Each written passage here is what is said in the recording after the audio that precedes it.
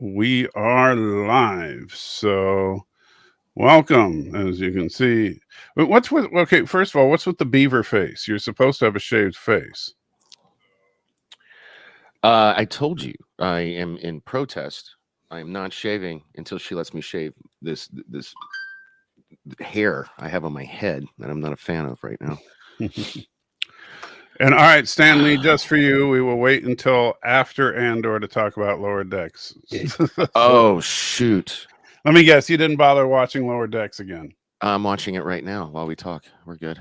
Don't worry. Man,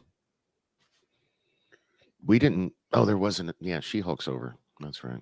Yeah, there is no She-Hulk, so it's just Andor and Lower Decks right now. Have you been watching Quantum Leap, dude? No, I don't have Netflix. It's actually really. It's not on Netflix. It's the new Quantum Leap. I don't know what is it on? Peacock or NBC. I mean, it's yeah, on but don't TV. you have to have the paid version of Peacock to watch it? No, it's on network television on Monday nights, and yeah, I don't get Peacock network on Tuesdays. Television. I don't have cable or well, they do have a free version of Peacock, my friend. Yes, I know, but the free version of Peacock makes you pay for things like Saturday Night Live. So it's like, screw you guys. You know, Peacock's $4.99 a month. You know, I have 17 other streaming services. But Peacock's, I'm telling you, Peacock's, well, it's worth it to me just because I used to spend, at least a few $100 a year on wrestling pay-per-views. You know what I mean? And like, they're all free now on Peacock. Well, I mean, maybe for if there's stuff on NBC that you got to have, then Peacock might be worth it. For me, it just isn't. And so I understand. It's just unfortunately a choice I had to make. Yeah, and I get it. Like, if Saturday Night Live was still funny, maybe I'd consider it. But you keep bringing up Saturday Night Live. I haven't watched Saturday Night Live in years. I was a huge fan of Saturday Night Live, but I mean, I was back in the Chevy Chase. My microphone sounds weird, right? It sounds like, is this? You sound fine.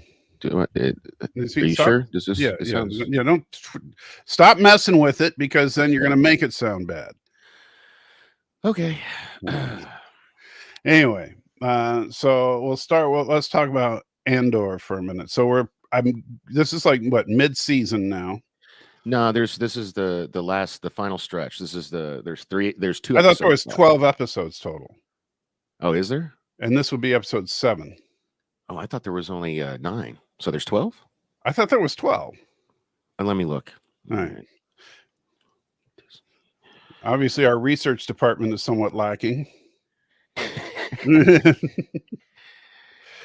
Anyway, but while we need our own. What's the dude's Joe Rogan's Jamie? We need our own Jamie.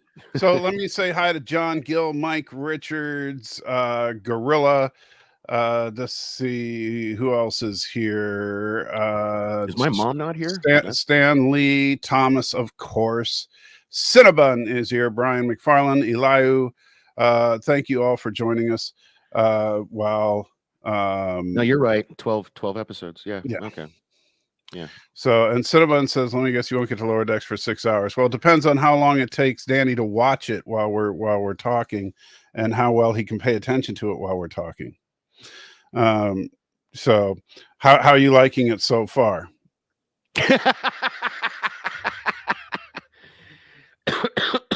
Well, I guess something happened that he liked.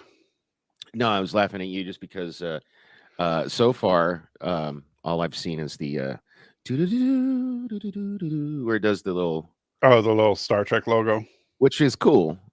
Yeah, I don't know, like, what's this thing with Paramount Plus where, like, this is a service I pay for, yet it makes me sit through a commercial at the beginning of everything I watch. Yeah, but the commercial is always for something else that's on Paramount Plus. They're just trying to make you aware of other things that they have for you. Okay. What other? Amazon Prime does the same thing. I tell you what, I'm not a fan of it. Don't get me wrong. I'm not defending the practice, but I'm saying it's not unusual. It's not unique to Paramount Plus. Dude, I am looking ratty. I do need to shave. You do. You look I horrible. think I'm gonna give up on my protest before she does. That's not fair. Oh, and thank you. Emperor Palpatine donated $1. Super chat.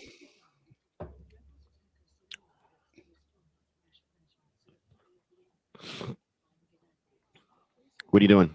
I'm letting the computer voice read the super chat thing. All right, so and there goes the autofocus. So, and this is exactly what I want to get into here, Palpatine. So I know you didn't get to hear what Emperor Palpatine said, but this kind of sets up that the rebels are the straight up bad guys, right? You know, because the rebels purposely caused the Empire to go all bad cop on the population in order to gain support for a rebellion, which means everything was going fine for the average Joe.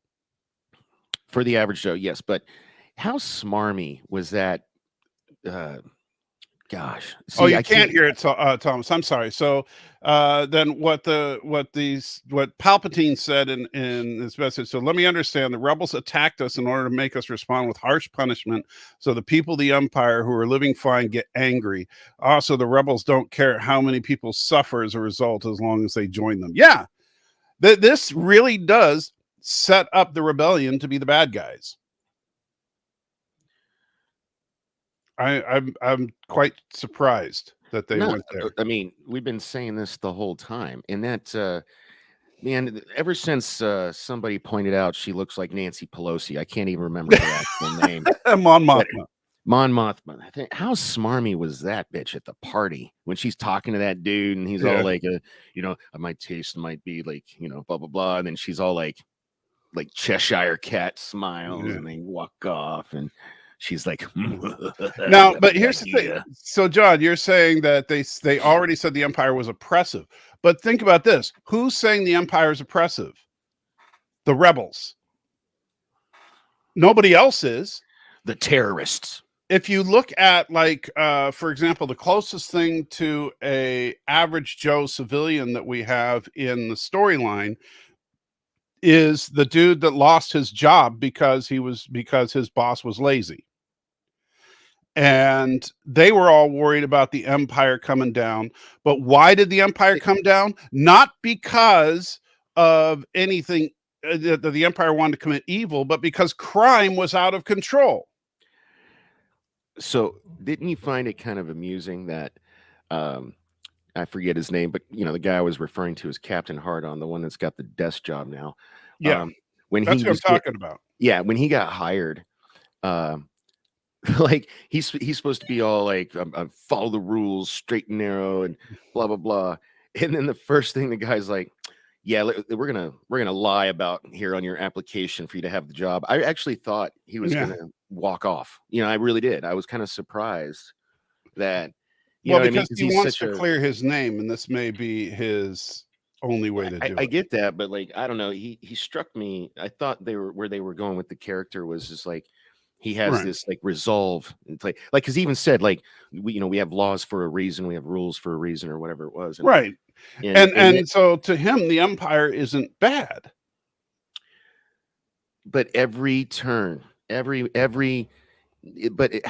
I don't get that, because his boss says to sweep it under the rug, lie, go on with your day.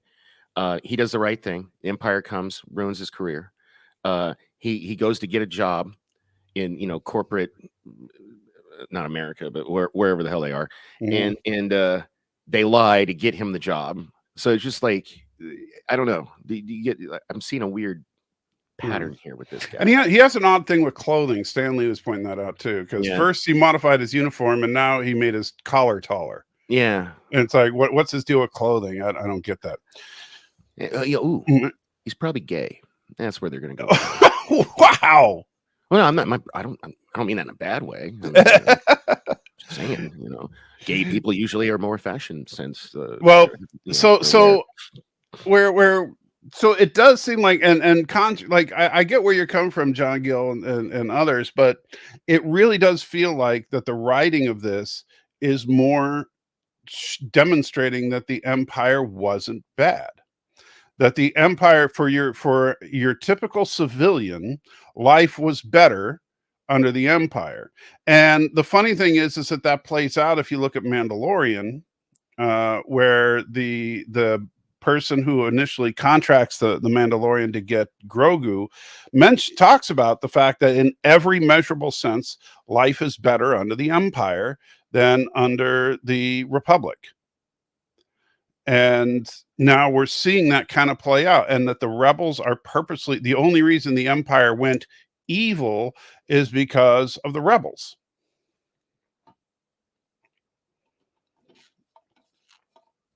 So that's really, it's bad enough, the whole thing that where, I had the problem with the murder at the beginning, but I think that that's just really setting up that, yeah, the rebels are a bunch of thugs and murderers.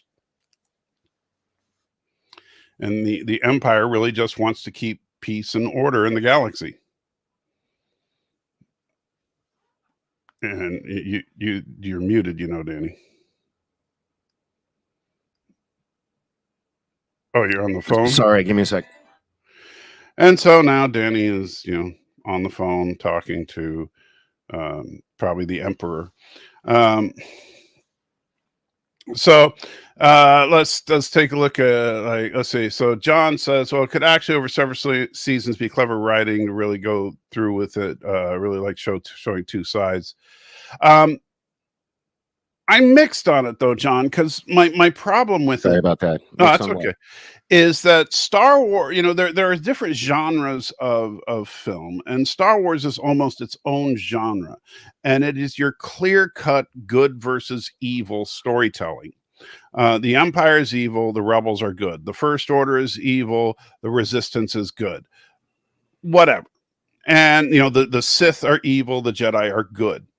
And now you have it so that you have people, and this started, of course, with Rogue One, where you now have people in the rebellion that are every bit as bad as you would expect a terrorist organization to be. And you have, and we haven't even gotten to Saw Gerrera yet. And who's, that's next episode. Yeah. According to the trailer I saw, anyway. So we haven't even gotten to Saw Gerrera yet, who is a straight up terrorist. And then we have the Empire, which we were under the impression is this evil organization, but really is trying to maintain peace and order, and is not actually, like when the one guy, when they were like, oh, great, Barry, now the Empire is taking over. But the reason the Empire was taking over was because they weren't, basically taking care of the business on their planet. They were purposely slacking off. So the end, I got a question. Was that in that, because this show is only 5 years before Rogue One? Correct. And at the end of this episode, he's put in prison for 6 years. Put in prison for 6 years over some bullshit. Is that in the past? Was that because they never, like, I went back? No, that's happening in real time. Obviously he's going to get busted out of prison. Yeah, I mean, because we know he's out of prison. Well, I mean, and actively working fast, with the rebellion. Like he all of a sudden he's got a woman he's been with for some kind of time, because they're talking about, hey, we've been to this place before, go get this stuff that we right. Like, this show is way too tightly tied into the Battle of Yavin to start doing time jumps. Yeah, because it seems like months at least must have gone by for Andor to establish this relationship. He's living with this chick, and then he happens to wander into the wrong place at the wrong time and get arrested. Yeah, that was BS, man. Right. See, they need more of that to make you hate the Empire, but that happened after what they did. They should have done more to, like you were saying, the Empire doesn't seem bad until their hand got forced. So like they should have focused more on like showing us why they're so bad, why there had to be this rebellion. You know what I mean? Because don't you think? Because I don't know. I'm kind of Team Palpatine right now, which is sad. Yeah, because and if it wasn't for the fact that he looks like a California raisin and shoots lightning out of his hands, Palpatine seems like a pretty straight up guy. And the funny thing is, I mean, this actually, you could argue that this kind of thinking, at least subtly, started in the prequel series, because in the prequels, some of the things that and Hand got forced in quotation marks. Well, that's what I said earlier. So. Yeah. So, yes, of course he meant to do that. That was a very clever double entendre there. That Not he at did. all, but I mean, that's exactly what I meant to do. Sorry. Yeah. So, but yeah, if you look at the prequels, some of the things that Palpatine talks about as far as the dogmatic view of the Jedi and stuff like that is true. And so it's like they really are just trying to make it out that the Empire really isn't bad. And I don't like the relativistic, the morality is relative. I don't like that kind of thing, because I don't believe in moral relativism. I don't think that Enlighten me. Enlighten you? Why? Because so we can argue about that. Well, it is called nerd. I'm sure you do believe in moral relativism, knowing you. I don't think that that morality is based on what's good for you. I don't think that it's subjective. I think that there are things that are objectively good and objectively bad. So have you are you keeping an eye on Black Adam? Like, I'm hopefully going to see it tonight with my son, but have you I got tickets to see it on Friday, begrudgingly. I figure we could review it next week. Next week, dude. I gotta I've been okay. I wanted to talk about it tomorrow. Well, I can't talk about it tomorrow because I'm going to see it tomorrow. Okay. Well, I've been watching all the clips and all the stuff. Well, actually, yeah, we can. I'll tell you what. We do the Friday night show. We can talk about Black Adam tomorrow night if you want to come on. Yeah, but there's a clip where it was on Jimmy Fallon where the Hawkman is like, there are heroes and villains. Heroes don't kill people, and then Black Adam's like, I do. Well, I do. Yeah. But you see, Black Adam is not a hero. Yeah. So what? Hold on. You can keep talking. Oh no, I was just gonna ask about your moral relativism thingy. Oh, is that Dr. Fate? Yeah, take the glasses off. Take the glasses off.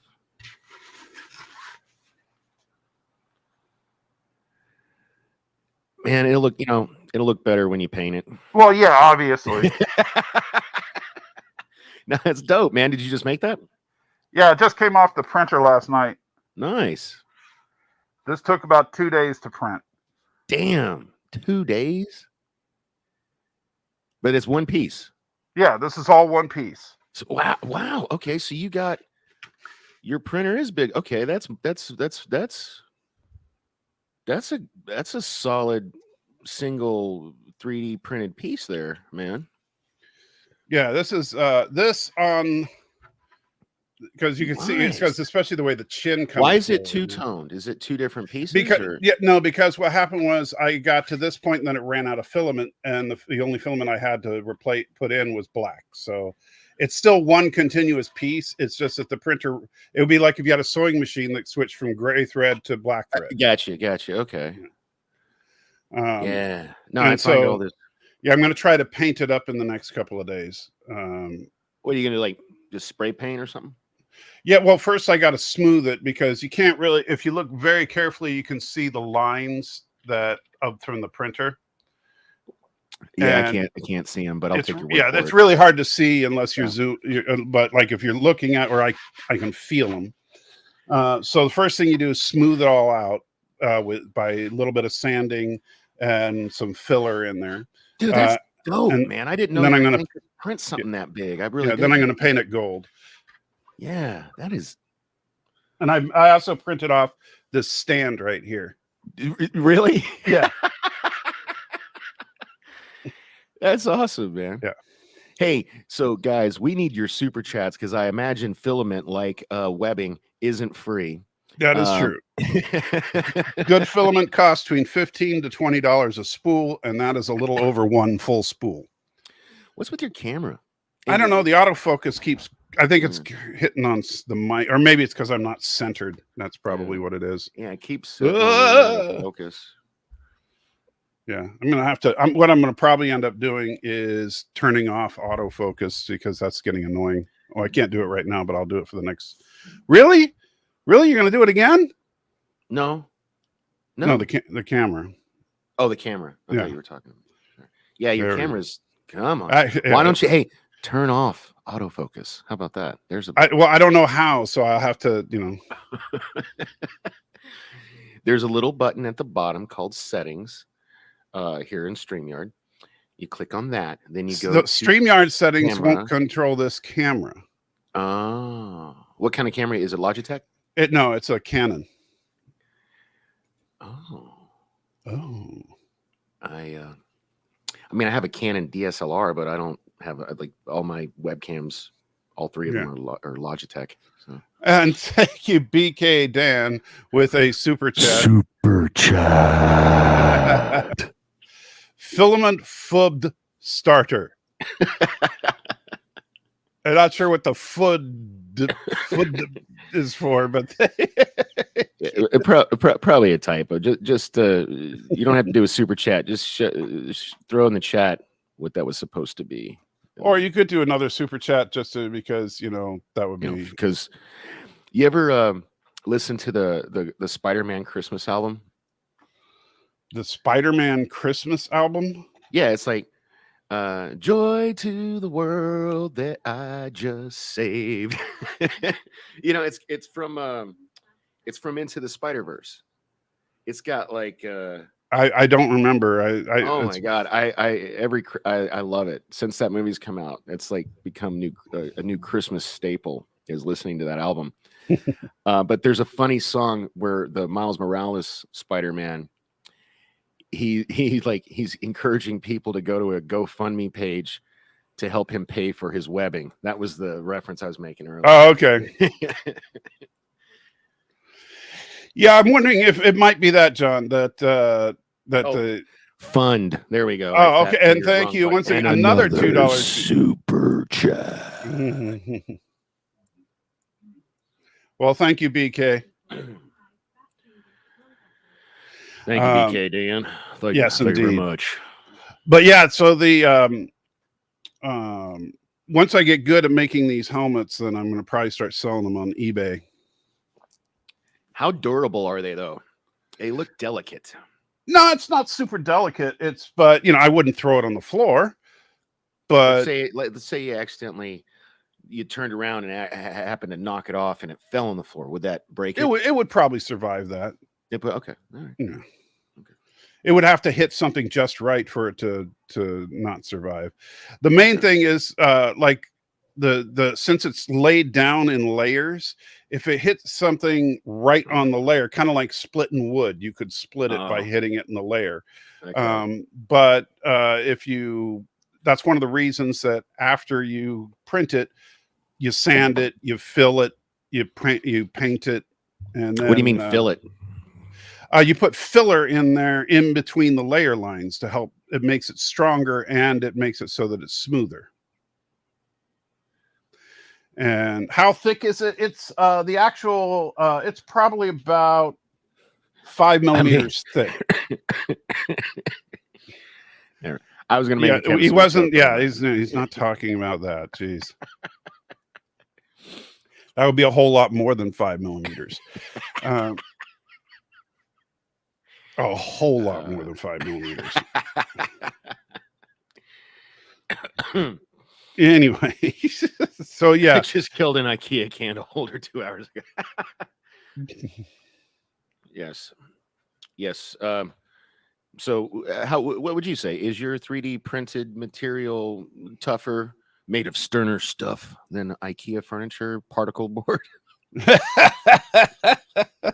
Well, at least if you get mine wet, it won't get soggy and disintegrate because it is just plastic. So it's not going to, So so it is plastic then. Yes. Okay.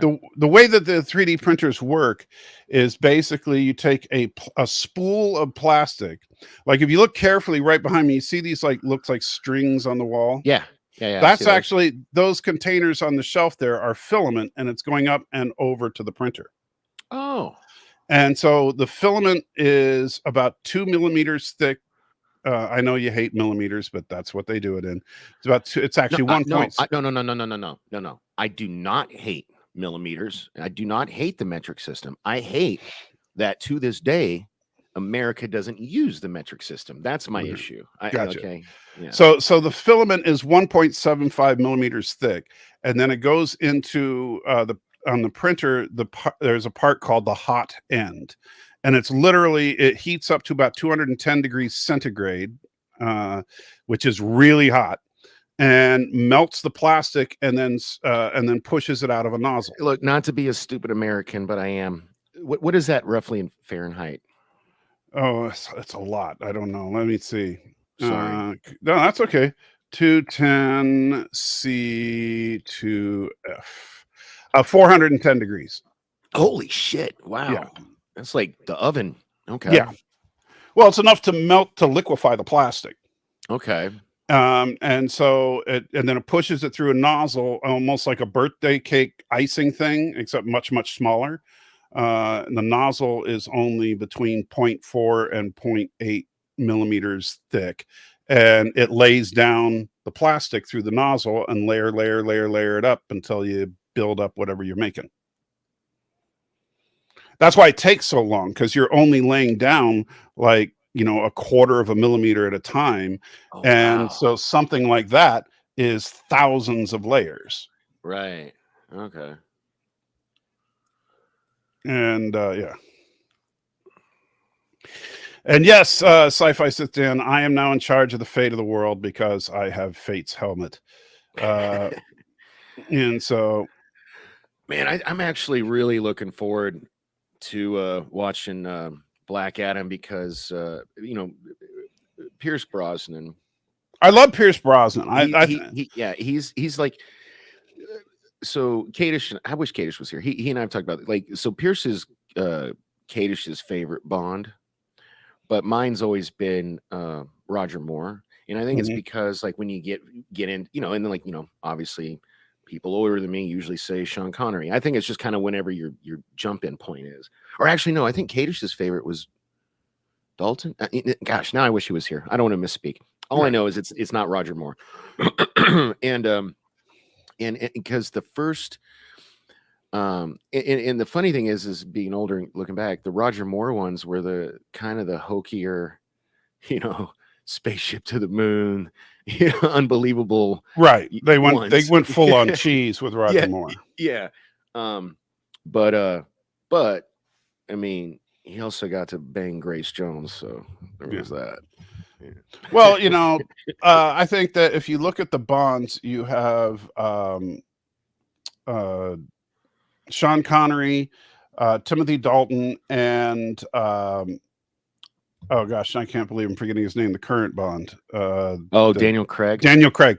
They're the more grounded Bonds. Bro, you got to do something with this camera. I know it's driving me crazy. Stop. It's driving me crazy. That. It's like you're giving me PTSD from my drunken days. I'm like, because that's how I like.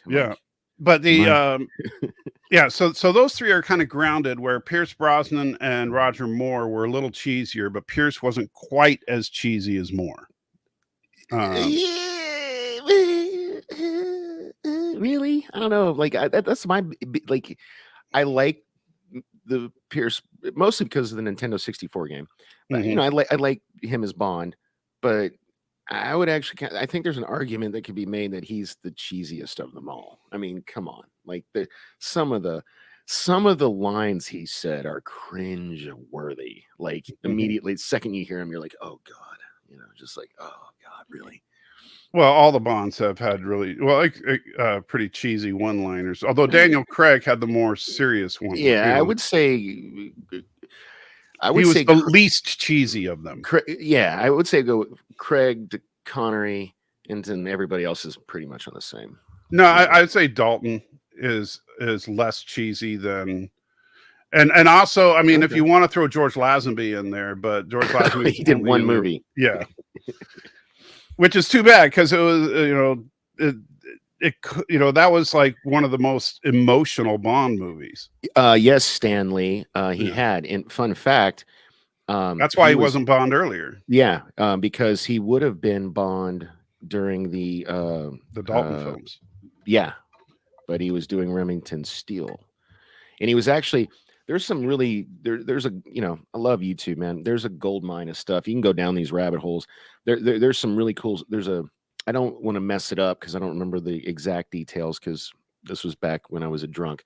But when you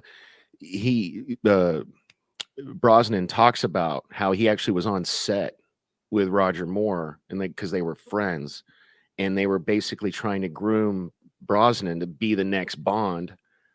But he couldn't get out of the Remington Steele thing. So, right. So, yeah. And John, I got to say, because when I was a kid, Spy Who Loved Me and Moonraker were the ABC Sunday night movie of the week, like every other week. And you remember that? The ABC Sunday night movie, and it was always either Spy Who Loved Me or Moonraker for some stupid reason. And now, the one good thing about it was that was like the only time I got to stay up past 11 o'clock. What was the other one that they had on ABC? It was like Sundays with Disney. What was that called? Do you know what they had The Wonderful World of Disney. Wonderful World of Disney. But that was earlier in the night. Okay, yeah. Well, yeah, it was on a Sunday, though, I think. I want to say. Yeah, it was Sunday night, but it was like Sunday at like 6 or 7. And then at like 8, they would do or 8 or 9, they would do the movie of the week. Okay. And for some reason, Spy Who Loved Me and Moonraker was like the only 2 movies they had, But yeah, Moonraker, wow. Just wow. I didn't know we had space shuttles with commandos ready to go. I know, right? That's what I'm talking about. That cheeseball hokey crap, man. Yeah. And our space shuttles are equipped with lasers, Well, hey, the Ronald Reagan Star Wars project. Actually, no, Moonraker was before. Was it? When was Moonraker? It was early 80s or late 70s. It was made shortly after Star Wars because it was actually Moonraker was originally going to be For Your Eyes Only, and they changed it to Moonraker because of the success of Star Wars. Okay, so all right, never mind. Then my reference doesn't work. Yeah. That would have been before Reagan's Star Wars. Project. Yeah. But I think Reagan probably thought, no, that's what the space shuttle program is. Right. He saw Moonraker and that. Anyway, back to Andor, which is what we've supposed to have been talking about for the last. Oh, we might as well start over. Jeez, we got so derailed. I'm sorry. Well, that's okay. That's the 30 minutes talking about James Bond. Dude, turn your autofocus off. You're killing me. I don't even know how. All right, what kind of okay, you said it's a Canon. Is it a webcam or is it no? It's not a webcam. So no, that's the problem. I turn the camera off so that I can actually grab it and not like make you go see. So is this like a DSLR you have hooked up to your computer? Yes. Oh, cool. See, my buddy Bobby was trying to tell me to do that because I have 2 Canon DSLRs. You got to make sure it can do a clean output, though. Yeah, I just what these webcams are easier, and this one that I have now is like really good. In fact, if anybody I have 2 just sitting in a drawer, because they're. Uh-oh. What? Right here, Captain. 2 to beam up. Why are you beaming up? Why is your camera such garbage? Come on. Wow. That's just I like Canon. I like I said, I have 2 of them. I'm just trying to see how do you turn the autofocus off. I was trying to figure out a way to sneak away to shave and come back and see if anybody would notice. Because the more I look at myself, holy. Okay. Anyway, I was about to use the Lord's name in vain, and I don't want to upset my mother. But look at all this. This is ridiculous. Yes, you look horrible. I'm old. You look like an Ewok with a receding. You're an Ewok with a receding hairline. I don't have a receding hairline. No, but if you were an Ewok, you would. I guess that's true. Yeah, because You know what's weird is like everybody's like I always thought the widow's peak looked cool, and I've got a pretty solid hairline, but I'm like I don't know why, but you know what I mean by widow's peak, right? Right. Yeah, Eddie Munster. I always thought that looked cool, man. But you know, it's Well, not like I'm not you're a weirdo, man. Thanks. Well, I don't know. I tried, but couldn't figure it out. Anyway, maybe since I moved the angle of the camera a little bit and my microphone's not in the shot, see if that helps. Actually, it looks worse now, but that's fine. Well, that's because it's a little tilted now because I, was messing with it. Oh well, you get over it. Doubt shaving will help. Well, hey, Stan Lee, you. Sorry, did that work? No. Okay. Yeah. Well, the one thing is that Cece wants him to have a clean shaven face, and so I keep telling him to shave because make your woman happy. But yeah, and I want a clean shaven head, skull, whatever, and she won't let me. I thought you were going to say something else. So this is protest, but it's starting to bug me. Oh wow. Oh, has that always been there? Oh my god. I have white on my chin now? Dude, I can't even do the goatee anymore. No, this literally you guys are witnessing. This is the first. Oh, You've never noticed that before. Has it been like that this whole time? Yes. Oh, wow. Getting old sucks, kids. Wow.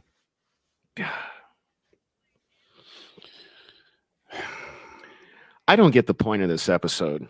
It's just like the captain is just bitching and complaining the whole time. But oh yeah, the episode. Oh, you're talking about Lower Decks. You actually we'll get to it.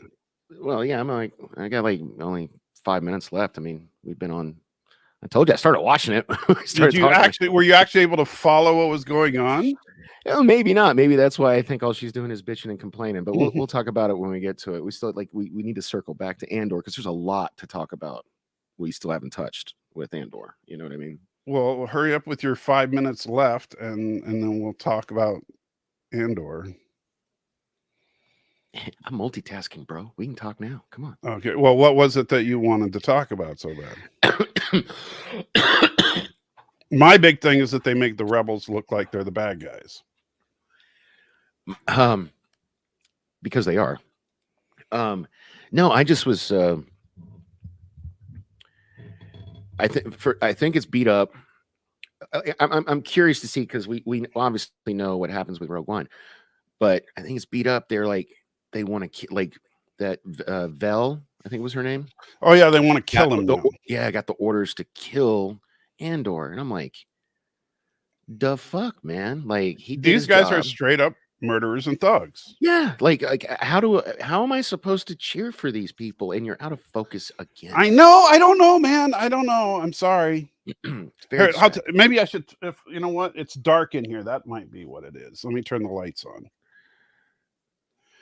Do you have a remote control for your lights? Is that what I'm seeing here? Oh my god! Oh my god! Well, it's not. You're so bougie. Hey, let's see if that helps. Yeah. I can actually see you.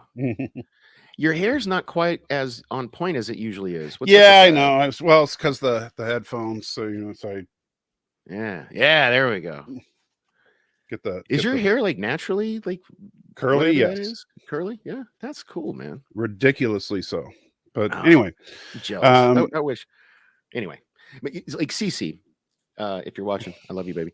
Her hair is like a lion's mane when she doesn't straighten. It's like, and I love it, but she hates it. She'll spend like 40 minutes every morning straightening her hair. I'm like, first of all, that sucks because there is literally strands of her hair everywhere in this house because that's so bad for your hair.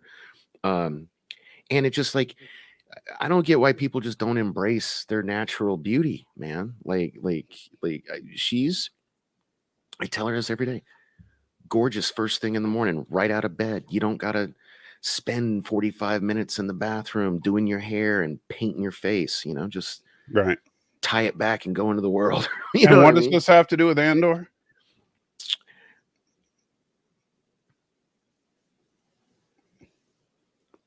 Nothing. Okay. So John says one possibility is that it's going to end the struggle between the morally bad rebels, like the woman who said they need to kill Andor, and the morally good rebels, which would include Andor himself. Well, I So don't I even guess consider Andor morally good. I mean, no, he's not. And Saw Gerrera wouldn't be either. And right. that's the problem with prequel stuff usually, is Yeah. that we know the ending. You know what I mean? Like, Right. that makes the stakes they're not quite as high Right. as they would be. We know Mon Mothma is going to be the leader of the rebellion. We know that Yeah. Andor is going to die when they get the battle plans or the plans for the Death Star. Yeah, we know all that. So You know what? I Rogue One, and I said this in my original review years ago for Cosmic Comics, cosmiccomics.vegas. Check it out. Anyway, I love that movie because it's a rare instance of where it made A New Hope a better movie. You know what I mean? Because it gave so much more context to stuff. And I can't watch, like, last time I watched Rogue One, I immediately put in A New Hope because right. because they're almost seamless. They really are. Like, it's crazy.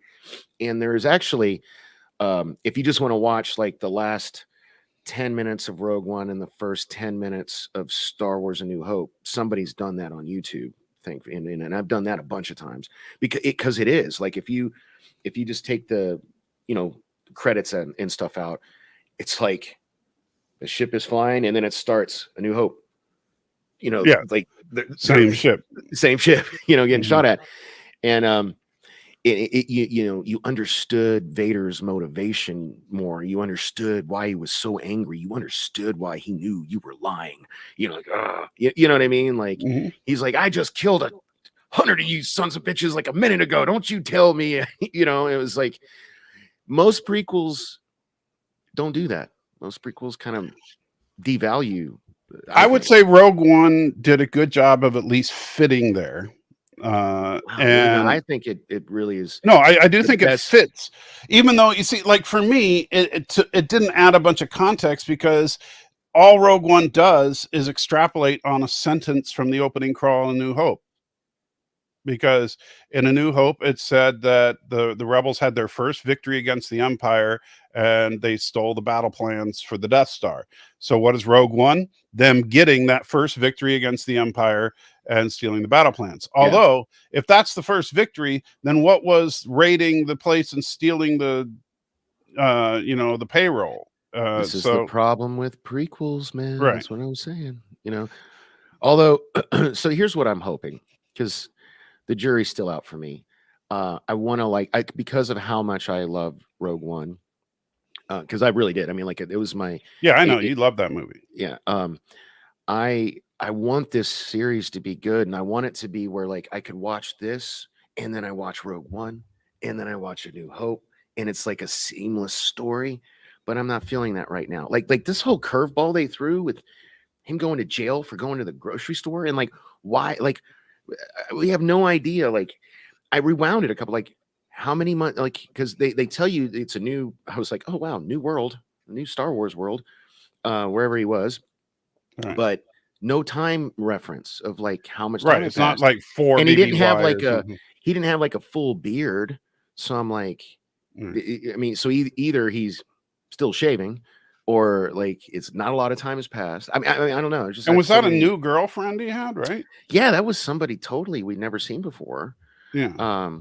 Which, hey man, kudos to him, because she was. Oh, come on now. She was smoking hot. Oh my god. Cece's in the chat. Is she? I don't know. But what's weird? My mom's not even here. She's usually here. Even no, she was here earlier. I saw her. Oh, okay. Yeah. And so, yeah, like John likes the serious tone, but Yeah, I not was just reading sold. that. Yeah, but not sold on the story. Yeah. I'm kind of with you there. I still, I mean, there are a couple of things, and you weren't here, John, but I have railed and railed and railed on the fact that this series opens with Andor committing a murder. Oh God, don't get back on that, And please. no, I'm not going to argue with you about it right now. I'm just saying. So there are definitely elements of this story that I do not like. But there are other elements of the story that I'm interested in. I want to know what do you call him, Captain Hard-On? I want to know his story. I'm curious now where they're going with him. You know, You know, I don't actually kind of like. I feel like they're wasting my time every time he's on. I think screen. he's more interesting than Andor at this point. Oh, okay. Well, And I actually agree like to the disagree on that.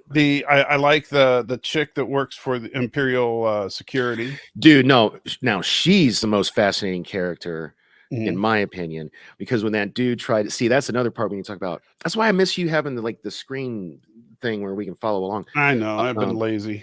The I'll try to be better. that next week. chick, like that dude tried to throw her under the bus, and she expertly like cast Right. deflection, goes back on him, gets his sector, and then but how did like, so when he said watch your back, do you think that was a warning because other people, or do you think that was a warning because of him? No, I think he was warning that that the guy that he just basically busted his balls is going to probably come after her. Okay. See, but the way he said it, I couldn't tell. Like, because it could go either way. Because, like, I don't know, like, did he mean like, because in a way she said that systems either change or they die, and she was kind of ragging on his system. So I Mhm. didn't know if he was like, hey, you're right, and I'll give you your flowers in front of everybody, but we're gonna walk in the hall, and if you ever do that to me again, I'll kill you. Or is it like the other guys probably, like it could go either way. Like that's why, Right. Yeah. But you took it as a warning that That other others, people. yeah. Okay. I don't think, because I think he genuinely likes what she's doing, because she's Yeah. trying to look out for the Empire. Yeah.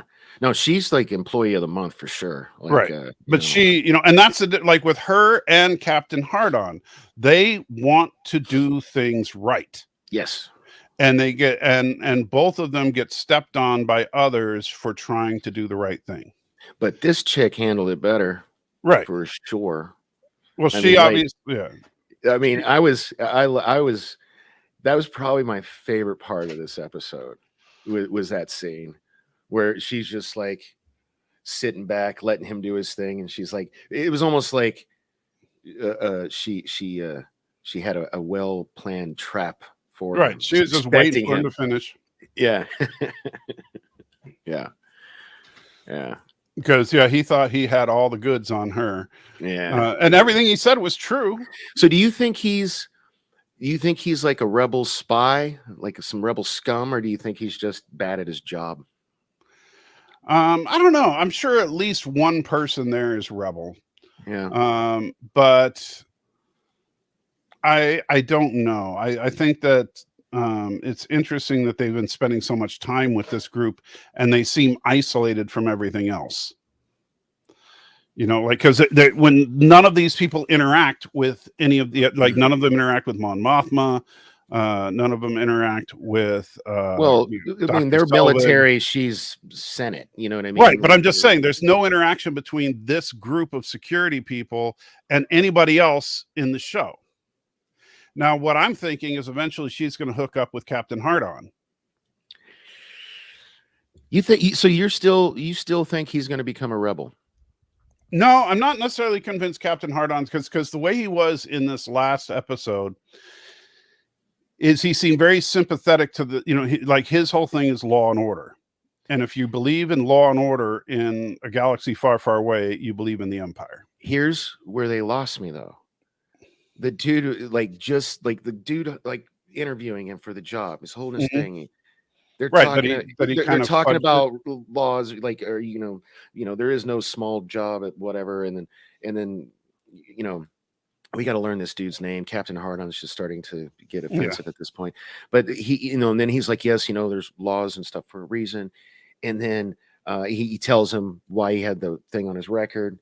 He was trying to uphold the law and do the right thing and blah blah blah. And then the dude's just like, yeah, we're just gonna leave that part out. If you wanted to keep this character true to the point you're trying to make, he should not have taken that job. He should have been like, If you're he's doing exactly the same thing as my last boss. Like, what is everybody corrupt? Like, so I don't know. I don't. Well, maybe that would be, and like, and John Gill's suggesting he'll switch sides. That could be a motivation for him to switch if he sees that everything in the Empire is corrupt. Yeah, for the become a rebel. Okay, well, so if that happens, then I can get behind that because they've already set up at least 2 instances with him, right, where that's been the case. So, but then it'll be interesting to see him and Andor make amends. See, that's another thing. I think Andor's in Rogue One. Captain Hardon isn't. I feel like Andor's going to kill him before the end of this. Well, almost everybody except for Mon Mothma and Andor and Saul Guerrero. Saul Guerrero. Yeah, but everybody else is not in Rogue One. So, and let's face it, the only one who's going to survive long term is Mon Mothma. Right. All right. Hey, so, keep the fans engaged. I gotta step away for just a quick second. Sorry. He's stepping away for a minute, which probably means that he's I gotta pee. Don't be a jerk, okay? I'll be right back. I'll be quick. God. I was gonna say that you were gonna have to pee. You see, what a lot of people don't realize, the reason he has to turn off the camera for that is the corner right behind him is the pee corner. So like right now he's standing in that corner, just letting it loose, and the carpet kind of soaks it up, which is why there's a sign on this front door that says "Welcome to the Musk House." But yeah, he'll talk all about that when he gets back. Anyway, so John says it's been done in sci-fi before, I think, and it's on the tip of my tongue. You're talking about him switching sides. I figure he's either going to switch sides or he's going to hook up with the Imperial lady in white, one of the two. Brian says, any update on plans for Halloween night? Well, Halloween night is a Monday, so I'm going to do an open line stream like I usually do. Hopefully I'll have my mask finished by then, and I'll start out the stream at least wearing that. It does kind of smash your nose a bit when you wear it, so I probably won't wear it the entire stream. But yeah. But yes, my doctor, for those of you that weren't here earlier, this is a 3D print of Dr. Fate, the comic book version of Dr. Fate's helmet. So now that it's printed, I need to sand it and paint it. And so it's a very simple mask. It's not like super detailed, but it'll do the job. And then eventually I might try to do a Dr. Fate that's more like the movie version. Thomas says, you aren't wearing your mask now because Thomas is a jerk. John says, Halloween is my annual hangover day since my birthday is October 30th and Halloween is a national holiday. Oh, that's cool. Well, in that case, happy early birthday, John. I hope that you have a good birthday. Boy, this is a long stream for Danny. That P corner is really soaking it up right now. Hope he's okay. He could slip and fall. He probably did. He fell, and now he's like lying in the puddle of his own urine. Just poor guy. And John says, thanks for the good wishes. But, ... I'm turning 40. Oh, so what? 40 is nothing, buddy. Okay, I'm 54. I don't want to hear about you complaining about being 40. Oh, there he is. Seriously, one of the second best birthday of my life was my 40th. I had like an epic party at the Nerd downtown in Vegas for my 40th, and it was awesome. So like, And then it's weird. Right after 40 is when I got all the white hair. That's when I got all these little, the cogs start breaking down, so enjoy 40. Once you hit 41, bro. You'll Well, I'll tell you, like next year, me and the wife are we want to go on a cruise because it'll be our 30th wedding anniversary. Why would you want to go on a cruise? Come on, really? A cruise? What's your problem? They're like, it's a cesspool of just, I don't know. There's a reason. Like your pee corner? My what? Your pee corner. The hell is a pee corner? Wow. Okay. You weren't listening then while you were gone. No, I wasn't. Okay. I can't hear because I took my headphones off. I told people that you just stood away. up. Right. I told people that you just stand up, turn around, and pee in the corner right behind you. Oh, come on! Don't insult Cece like that. First of all, she would never let that stand, and second of all, I'm not a savage. I'd at least go to that corner. All right, damn it. Do you want me to shave right now? I will shave right now. Not particularly. I will go shave right now. Not on camera. No, because that'll make the live stream even take even longer. All right, fine. Back to where we were. But you better be shaved by the time we talk about Black Adam tomorrow night. Oh, dude, I cannot wait to see that tonight. I'm so excited. All right. Anyway, you are going to see it tonight. Yeah, I'm seeing it tonight. I'm taking my. You have tickets. Oh, you don't need tickets in Vegas. Are you kidding me? No. I don't know. I'm going to go straight to South Point with my boy.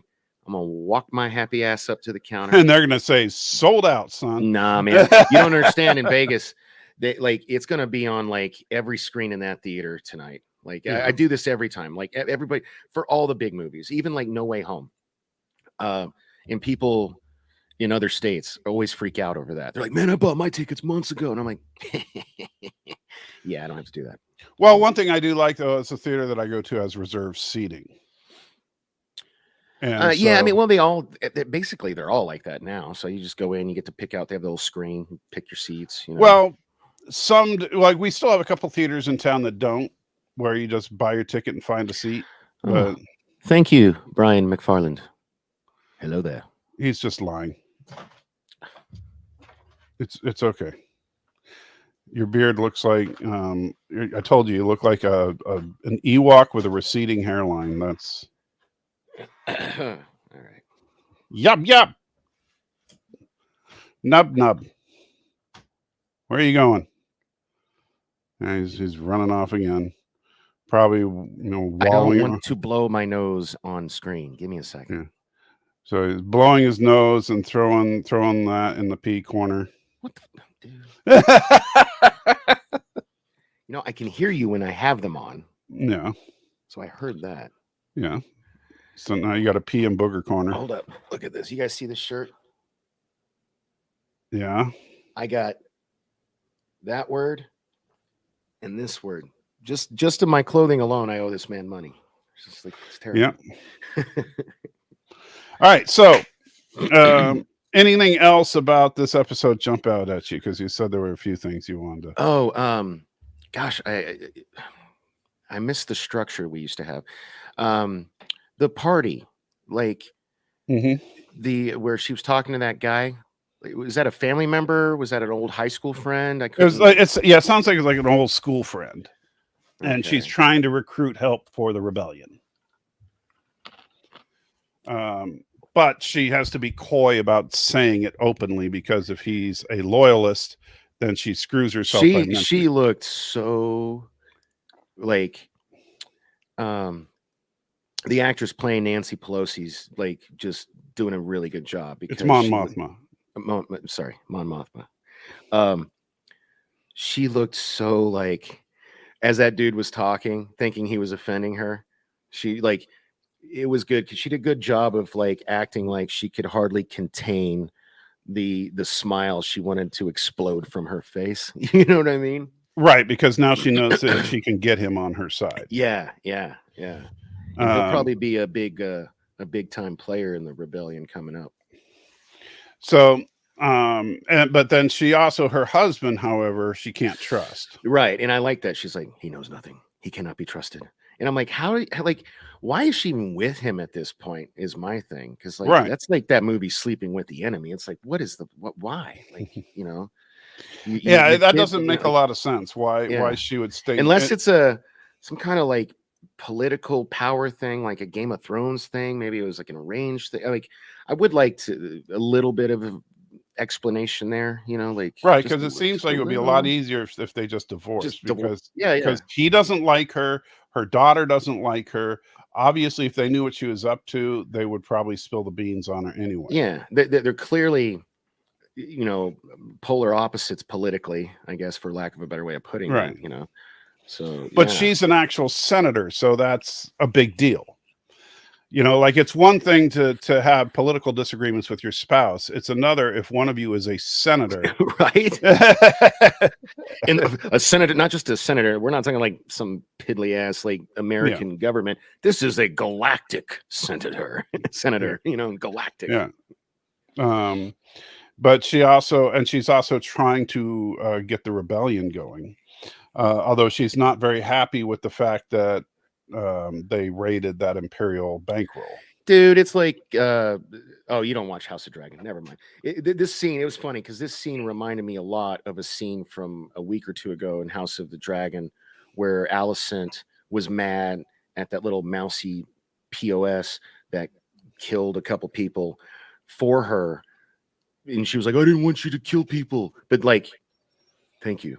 You know, it's like, kind of reminded me of that. You know? Well, because she realizes that now the Empire is going to clamp down. Now, for him, that's exactly what he wants, because it goes back to what we started talking about at the beginning, is now if the Empire starts clamping down on people, then people will realize that the Empire is evil and join the rebellion. Evil for what? Trying to enforce the law? Yes. Trying to keep peace And that's kind of that's kind of the problem here. It seems like the overriding theme is law and order equals oppression. Yeah, and I'm like, I am because it doesn't seem I'm sorry. Like it's starting to offend me. It's starting to offend you. Yeah. That's bad. Yeah. All this show so far, all this show is doing is giving me sympathy for the Empire. You know what I mean? That's really, and I don't think that's their goal. You know, like, what do you think? I don't know, because I'm trying to figure out what are they trying to do here with the writing, because it feels like they are trying to make it out that the rebels are the bad guys, that the Empire did nothing wrong, or the writers genuinely believe that if you know, because keep in mind, this is, you know, 2022, and I don't know how old these writers are. So if they're young, the writers, it's the Gilroy brothers. The writers could genuinely believe that simply enforcing the law equals oppression. So look at John's comment there. Yeah. Well, yeah, the law and order equaling oppression depends on the laws. But so far, what we've seen, there doesn't seem to be, like, for example, from what we can gather just from this show, because really this show is the first show that I can think of where we really focused in on a civilian at any time, talking about Mr. Captain Hardon. Well, he's not. Well, I mean, I guess. Well, he's a non-imperial. That's what I mean. Non-imperial. Okay. He's not imperial or rebel. You know, he's neither one. Right. And there's no okay, so he gets in trouble at his job, but he's not thrown in prison for it, right? That's not. Which I'm actually kind of surprised, seeing how they gave Homeboy 6 years for going to the grocery store. That was ridiculous, man. Well, that was after the crackdown, though. Yeah. Well, okay. Yeah. And so, but he also had the freedom to apply for any kind of job he wanted. It didn't seem like there was any, like, you had freedom to do what you wanted to do. Did he get any kind of, like, the way he said because he said he wanted to get it expunged from his record? So, like, I mean, he wants to prove he's innocent, kind of thing. Yeah, but, like, innocent of what? Because, like, obviously it wasn't that bad of an infraction. He didn't go to jail. Well, he didn't. Well, basically, he wanted to show that he simply was trying to do his job. and yet he got fired for it. I feel like if I was the old fat dude that told him to sweep it under the rug while he went away and came back because that dude got fired too, I feel like that dude would want to kill this dude. You know what I mean? Like, but I guess we'll never see him again. Stan says they did strip mine an entire planet with no concern for the native population. Oh, you kind of mean like the like we did to the Native Americans? I mean, yeah, that doesn't necessarily make the empire as a whole evil. Yeah, I mean, it's and in fact, you could even argue that wasn't the empire that did it; it was some corporation within the empire. Yeah. And Brian says, if you could rewrite or redirect an original Star Wars movie, what's the biggest change you would make? Oh my God, that's a good question. You go first. Oh. Well, the original. So the when you say original, I assume you mean the original trilogy. So I can't say the last. Well, Jedi. No, he says movie, not movies. So it's got to be a new. Right, but I was thinking like if I wanted to redo a movie, I would do the Last Jedi. But the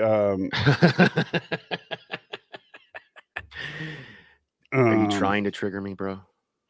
Like that movie doesn't exist. Yeah, but if I was going to do one of the classic films, I would probably do the original Star Wars and basically get it so that I wouldn't change the story, but I would definitely make it so that the director understood how to make actors act, and because the acting was horrible in that. It's neither. This is I'm trying to quit smoking cigarettes. This is can you see that? It's a grape vape.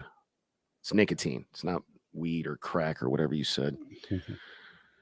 Yeah. Anyway, so that's all I would do is I would just make the acting better in A New Hope. Okay. Well, no, let's nail that down. Like, whose acting were you not a fan of? Harrison Ford's? Harrison Ford was terrible. What? Oh man, Harrison Ford was awful in that movie. He was good in the next couple of movies, but in this one he was, look, lady, I'm not in it for your revolution, and I'm not in it for you. I'm in it for the money. I expect to be well paid. Okay. That's how he delivers the line. It's horrible. That was the best take you could get, Lucas? No. That's why the reason Empire and Jedi are so much better is because Lucas didn't direct them. Worst episode of Lower Decks I've ever watched. I'm not even going to finish it. It's ridiculous. What is it? Like a documentary thing? You obviously weren't paying attention to it. It's actually not bad. No. Oh, of course. Well, then again, you're kind of an idiot. All right. So, but that's what all I would do is try to make the acting better in A New Hope. And we could redo the visual effects, but don't do like the special edition garbage where you just start piling stuff on. Just redo the visual effects to look good. So,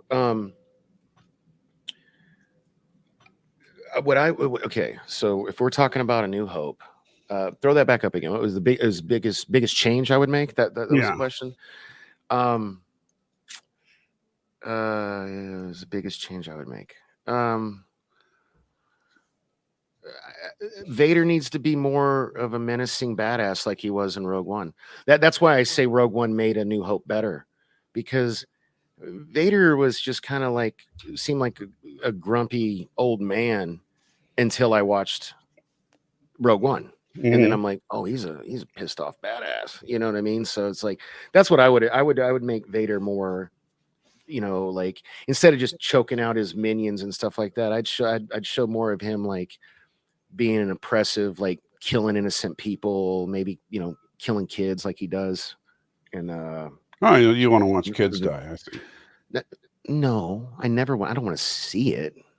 I'm just saying I would just want I would make Darth Vader more evil. That's all. That the biggest change I would make Vader more evil. That's what I would do. Okay. So there you go. So now let's talk about Lower Decks a little bit now that you've actually seen it. What the hell, man? What was the point of this episode? Well, they go Like, back to do a flyby, if you will, yeah, of a Picard was. Yeah, anyway, sorry. Go ahead. Yeah, do you remember the episode they were talking about from TNG? Maybe that would help. Give me some context. No. See, that's where I think the good. Now, this was honestly not. It's still like most of Lower Decks this season has been a little lighter on the jokes and heavier on the storytelling. But the Yeah, but I they're don't like. I don't like those episodes, man. Like, well, that's been this whole season. no. The Deep Space Nine was full of like that. We have kind of disagreed on that. Like, there's been. Well, how many episodes in this season are we? This was episode 9. Okay, you're definitely right. There's way more serious than funny this season. Yeah. Anyway, but this one, they go back to the planet. I think it was from first season of TNG, where one planet it has a plague, but their plague is actually just addiction to the medication for the plague, and the other planet is selling them the medication. And so it's basically, and I think the episode was called Symbiosis, if I remember correctly. I might be wrong about that, but see, whenever a TV show gives me homework, that's not good. So, and it was like one of the, like Wesley was like, "Golly gee, Mom, why would anyone take drugs?" You know, it's that kind of an episode. Symbiosis. All right. See if that's it. It's the 22nd episode of Star Trek: The Next Generation, aired in 1988. Blah blah blah. It follows the adventures of the Enterprise. Picard tries to mediate a trade dispute between two neighboring planets, which is you're right. The sole supplier of the drug. Yeah, it's that one. Yeah. So they go and basically do a second contact on a situation where the people that were addicted are awesome because they're off the drug. But the people that were pushing the drugs seem to have been wiped out by the Breen. I'm confused by this, John Gill's. What are you getting at, John? Do you know what he's There talking were two about? actors from Wrath of Khan in the episode. Oh, okay. Yeah, okay. That's the one. The guy that played Joaquin from Wrath of Khan was one of the leaders of the drug pushers, I believe. Oh, okay. I remember that's the episode where the dude had that weird power and he like put the hand on the dude and he was like, oh, like that, right? Because that was the dude. That was Kirk's son. Okay. Yeah, Kirk's son was one of the addicts. Yeah. So anyway, so now we so we get another shot of the Breen showing up and for some reason attacking, and then we get the unveiling of the Texas class starship, which is a drone ship. I will say, even though I'm not a fan of this episode, they're really getting better with this animation. Like it's looking the ships, the starship stuff. Yeah. I think the Texas class ship looked kind of cool, actually. Pull it up. Can you do that? Let me see if I can find an image of it. Let's see. Does Paramount Plus do the same thing as Disney? Can I not? Yeah, they do. Oh, they do? Okay. But I'm sure there's pictures of it online. I love Kitty Doctor. I gotta say. Really? No? Nobody's posted a picture of the Texas class yet? Let me try under Lower Decks. I'm surprised Eagle Moss hasn't already put a ship out. Well, Eagle Moss is going out of business. Oh, they are? Yeah. It's because it doesn't look like subscription. And it doesn't look like anybody's actually posted a picture of the Texas class yet. But here, I can scroll through, try to find it. It's right towards the end. Yeah. But the Texas class, yes, it was a Deus Ex, but I did like it, even though I'm not a big fan of drones. So sharing my screen won't work, you're saying? Probably not. Try it, but it'll probably be a black screen. No, it does. Yeah, it is. The hell? How do they do that? That's impressive. Yeah. All right, here I'll stop sharing. Sorry. Stop screen. Okay, there we go. Man, that's a new change. You used to have to go to the, they changed it from screen share to present, and then now when you go to present and then you share the screen, there's a new button that pops up. Have you noticed that? Yeah. Yeah, that's cool, I guess. Stop sharing. So I'm wondering what's going to happen with the Texas class starships. Here's my theory, Donnie. You ready for my big theory on the Texas class? Including Dallas and Houston. Yeah, let's hear it, man. All right. So the Texas class starships, they're fully automated. And they said, I think there's 3 of them that they built, correct? Well, you weren't paying attention, but I think that's what they said, is that there were 3 of them built. It's a weird looking ship, bro. I'm looking at it right now. Yeah. I wish I could share it. It's just like, it's very streamlined. It's a very streamlined design. How many, like, very minimalistic.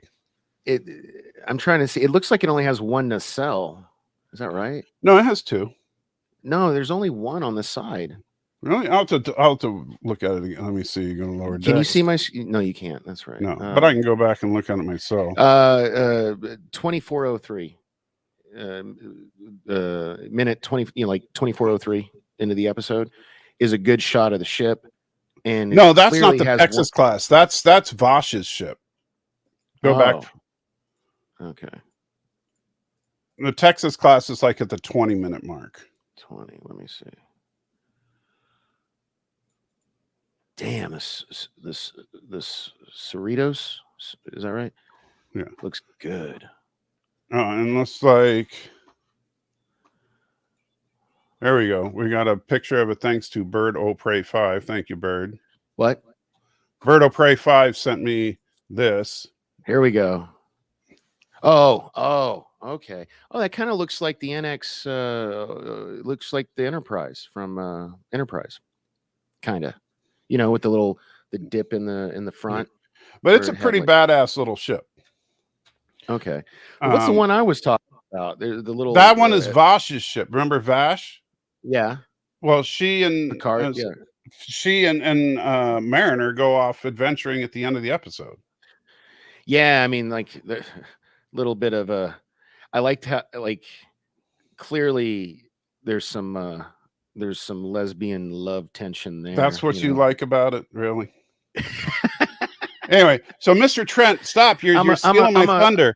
Sorry. Mr. Trent's getting where I was going with this. I think that Peanut Hamper, as well as the other AI that's voiced by, forgetting his name now. Vader, join us, because I want to know what potential you saw, what exactly you liked. And I'm sorry, didn't mean to interrupt you, but that's okay. You can send Vader the link if you want. Okay, yeah, I'll do that. Anyway, but I think that Peanut Hamper. What, guys? Help me out real quick. I'm forgetting the actor's name. Jeffrey Combs. Thank you, MP. Jeffrey Combs. Yeah. So we get Peanut Hamper, Jeffrey Combs, and one other AI to take over these 3 ships. That's what I think is going to happen. All right. I just texted it to Vader. I don't know if that's his preferred method. Vader, if you want me to email it instead, just let me know. But I just texted it to you, bud, if you want to join us. Okay. No, but no. And what are those? Does it say NX? It's NA. No, it's like AL01, I think. Okay. Yeah, it's very reminiscent of the Enterprise. From Enterprise, the NX01 or whatever. Saving it for our own. Wow. Okay, Vader. Vader, you're such a stingy little. No, it's cool. It's like, so Vader and the salty nerds are the cool kids, and we're not allowed to sit at the lunch table with them. I get it. It's fine. Whatever. First, and then they beat us up and take our lunch money. Yeah, we get stood up by Kadish, and then Vader comes in just to rub it in our face. That's fine. That's okay, buddy. You know what? I'll watch. Sadly, there we go. Mr. Trent thinks it'll be called the Ultimate Computers when they take over.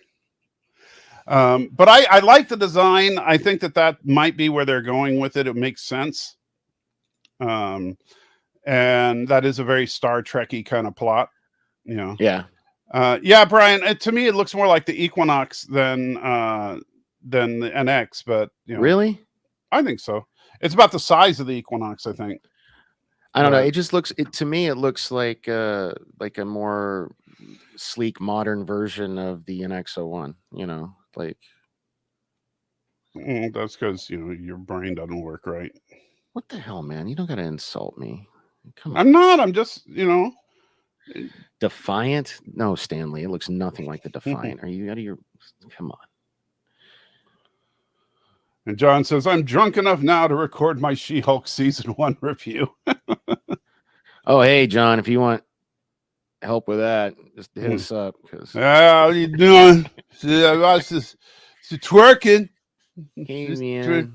Your twerking. green. She popped out of the menu, man. Yeah. So anyway, so I kind of, as far the interesting thing about Lower Decks this season is that I'm not hating the stories, but it's kind of jarring that they've switched the format of the show. It's not quite as bad as Orville, but I've made this comparison a few times. No, but it's tonally shifting. Not as dramatic as the Orville did, but it is tonally shifting. And I have a question about that. Do you think especially because they're going to do this live action crossover episode, do you think that they're getting us prepared for this to transition into live action, and that's why it's shifting tonally? I think so. They might be trying to make the show feel a little more believable within the Star Trek universe, rather than have it be a zany comedy. That's what I loved about it. I know, but I can understand that, because if you try to make it a little more believable, you can say it's canon. And if it's canon, then when they do the crossover, people don't say, wait a minute, that's not right. So they can say, sure it is. This is a canonical show. I agree, John. It is ludicrous. Like, why? Like, I mean, I thought, oh, hey, you got a super chat. I did. 10 something. I don't know what that dollar sign Very is. cool. I can't see it yet, but as soon as it pops It's up. It's from SVS Guru 2000. That is 10 euros. Thank you so much. Oh, is that euros? Okay. Yes. Right. And so that's weird. So you guys can't hear that. No, we can't. Usually we can, because it's Kirk going, ah, and then some weird AI voice reading. Main takeaway of this EP for me was, but got to figure out why it's not working right. Anyway, main takeaway this episode for me was Mariner being the boy who cried wolf. Despite all the progress she made in season 3, she couldn't overcome her bad reputation. In the end, no one believed her. Yeah, and that's the funny thing, was at the end, I don't know if you caught that, but Mariner was actually the best person in the interviews. She was the one talking about how the starship is like a home to her, that the crew is awesome, all this great stuff, where everybody else was telling jokes and making the ship look like a laughing stock. And so, and by the way, thank you, SVS, because that's like a half a spool of filament. So yeah, in fact, you need to start doing. Don't you have like a thank you video you can play like they do? I'm actually working on it. There's one that that's going to be it's going to be way too funny. That's in progress right now. Anyway, but yeah, I let's see. I think that they're toning it down a little bit with the comedy, so that when Mariner and Boimler end up in Strange New Worlds, we don't go, well, that's weird. I am really intrigued by that, because clearly this is set in the time, like it's clearly after TNG, right? In Strange New Worlds is, I think that you could say that TOS. It's present day Trek time, meaning the same time as Picard. I don't think it's that far in the future. I do. I think it's at the same time frame as Picard. I'm not guys, 100% sure. In the chat, help us out. Like, somebody somewhere's got to know where, in like what start. Like, have they ever even mentioned? Well, they actually did say that Picard's contact with that planet was 17 years ago. So that and we've had Riker and the Titan. So it's after Nemesis. Right, that's true. Because if Riker's still on the Titan, then it takes place before Picard. Yeah. So okay, it's, I get that. It's in between, which is a huge window. It's in between Nemesis and Picard, basically. Right. Yeah. So I would like to know exactly when this is. So it's going to have to be some kind of time travel BS for this crossover. Well, obviously, yeah, they're going to have Yeah. some kind of time travel or Oh, anomaly or something. unless they do what they did in the season finale of Enterprise, and it's a holodeck thing. You know what I mean? Yeah. So Bird says it's 2383, so that would put it 17 years before Picard. Okay. All right. So is but, Picard still like, who's captain of the Enterprise right now? Is it still Picard, you think? Because like these are questions I've never had answers to. Like, you know, so we know Riker leaves at the end of Nemesis. Yeah, at this point, I would think that Picard is still in command of the Enterprise E. So why don't they have the Enterprise pop in at some point? That'd be dope. God, that'd be awesome. You know, they You could. could have Picard do a voiceover like. Well, you know that since they have the entire TNG cast reunited for Picard season 3, there's nothing that says they're not secretly doing voiceover work for an episode of Lower Decks. Right? You That'd know. be cool, man. That would they should. That'd be smart. So I watched You're right, John, except for Riker, but Riker could be over on the Titan yelling jazz licks and stuff at people. You know. I watched Doctor Strange 2 again last night. Multiverse of Madness. Yeah, and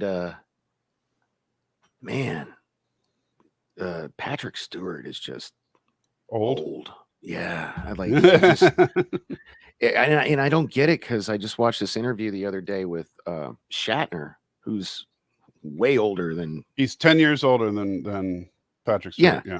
And he looks 10 years younger. Yeah, and he's so vibrant and full of life compared to I'm old and withered. I can't see you. Your screen is blurry again. Yes. Cameras. That's not my screen. That's your eyes. Don't follow the light. There are 4 lights. Mm-hmm. So if Riker's on the Titan Lower Decks, can't be 17 years. Yeah, see, it's a little confusing with the timeline there. That's what I'm trying to. Yeah, I mean, not that I'm going to stress over it that much, but yeah, they could have just goofed. Maybe they meant to say 27 years. Well, fortunately, if Vader's still here, I'll take a dig at the Salty Nerd podcast. Jude would say it's animation, so it doesn't count because she hates animation. So John's saying this is 2 years after Nemesis. Well, remember, Riker was heading to the Titan at the end of Nemesis. Yeah, right. So even if it takes place one day after Nemesis, at least, well, not this episode, but you know, when Boimler went over to the Titan, mm-hmm. You know, that'd be fine. And his clone served on the Titan up until his death. Yeah. That Section 31 thing was funny. So now there's a Boimler in Section 31. Yeah. An evil Boimler. Somehow Patrick Stewart got older than William Shatner. Yes. I don't know how it happened. I don't either, man. Like you figure these, rich celebrities, live the good life and could not, I don't know, man. Because it's weird. And it seemed like it happened. I don't know, to me, because did you ever watch Blunt Talk? Oh my God, it's so good. I can't believe it got canceled. It was, are you familiar with it? Do you know what I'm talking about? No, never heard of it. Oh my God. So it's a show with Patrick Stewart where he's like a news guy. Dude, you got to check it out. It's really good. But between Blunt Talk and Picard, something happened to that dude. You know what I mean? I don't know what, but he aged like. It's like he served the term as president of the United States. Right. Yeah. Yeah. It's weird. I don't know. I mean, and that's why when Picard was first announced, I said, "Oh no, he's too old." Dude, you gotta watch Blunt Talk. I can't believe you've never even heard of it. Did you ever see that comedy, that British comedy he did with? Oh God, now I gotta look it up. It was actually really funny. Somebody in the chat help me. It was him and Magneto, who are their friends in real life. Ian McKellen. Yeah, Ian McKellen. And it was so good. Oh my gosh, now I gotta look it up. Well, Vader says Patrick Stewart always seemed older than he is. But that's partially because he's bald. And I mean, just being real, if you're young and bald, you look older. And Patrick Stewart which kind of sucks. My buddy Yeah. Danny lost his hair like our senior year of high school. Right. And I You was wouldn't like, know it, yeah. but you know, Patrick Stewart was only in his 40s when he joined TNG. He was the same age, I believe, as Shatner. No, he's 10 years younger than Shatner. No. He was when he started TNG, he was the same age Shatner was when Shatner started TOS. I'm fairly certain of that. No. Yeah. William I Shatner don't- was already bald in TOS. Well, there's a whole But William thing. Shatner It's called wears rug. shatnerstoupee.com. Yeah. So, like, no, I'm serious. It's a very funny. If it's still up, it's a very funny website. But but yeah, if you look at, but he looks much older than he is because of the bald head, and that made it so he didn't really seem to age that much from 40 to like 60 or even 65. Yeah, something you know, happened. But then once he went from like 70 to 80, it was like, yeah, you can't hide that anymore. And he talks like he's old. He can't seem to. Well, he's always gasping for that last breath. Yes.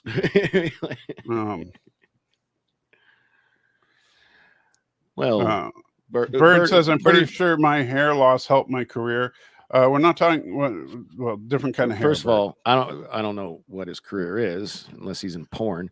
Yeah, he was a porn star before he ended up bedridden. But he's General Chang, right? In that picture, is that right? Okay. But yeah, you know what's cool? He still does specialty porn. You've seen have you seen the stuff on the Picard season 3, like the trailers and stuff? Yeah, it looks actually pretty good. It actually does.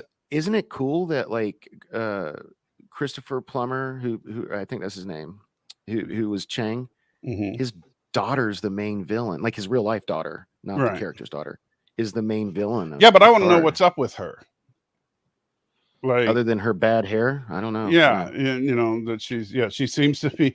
I mean, I don't want to sound stereotypical, but she just looks like angry lesbian. That's what she looks like, and I want to know what's the deal. I hope there's more to her than just.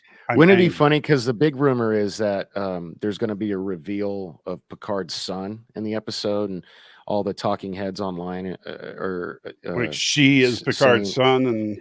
No. All the talking heads are saying that it like Crusher and like had a kid, like you know, her and Picard hooked up one night, and she had a kid she never told him about, which I think is please, Beverly, not now. I think it would be funny if she's mad because you owe me child support for the last 30 years and I'm coming after you, Picard. That's the whole plot. She's after the child support. Yeah. That he hasn't paid. Yeah. Yeah, Vader, Picard should refilm the old man scenes from The Inner Light now. They could edit that in. Yeah. And All Good Things, you know, because the problem is they wouldn't even need to give him a script. They just start filming him because he doesn't know where he is half the time. Yeah, right. Yeah. I got a distress call. How sad is it that like we haven't had Shatner and Trek in ages, like very, very long time, probably literally like at least 20 years. And he's so much. Hi, Daniel. I'm Jamie with the Democrats. Texting and support. Why do I hate elections? How do they do that? I didn't think that was legal. They keep texting me. Anyway, I think it's sad that like I would love to see Shatner back in Star Trek. He's so much more vibrant and full of life than Picard, or than Stewart. But yet we keep getting withered old man Stewart and stuff. Because Shatner is politically opposed to the Hollywood standard, and that will so they don't want him. We could, you know what, and we should have noticed that they removed.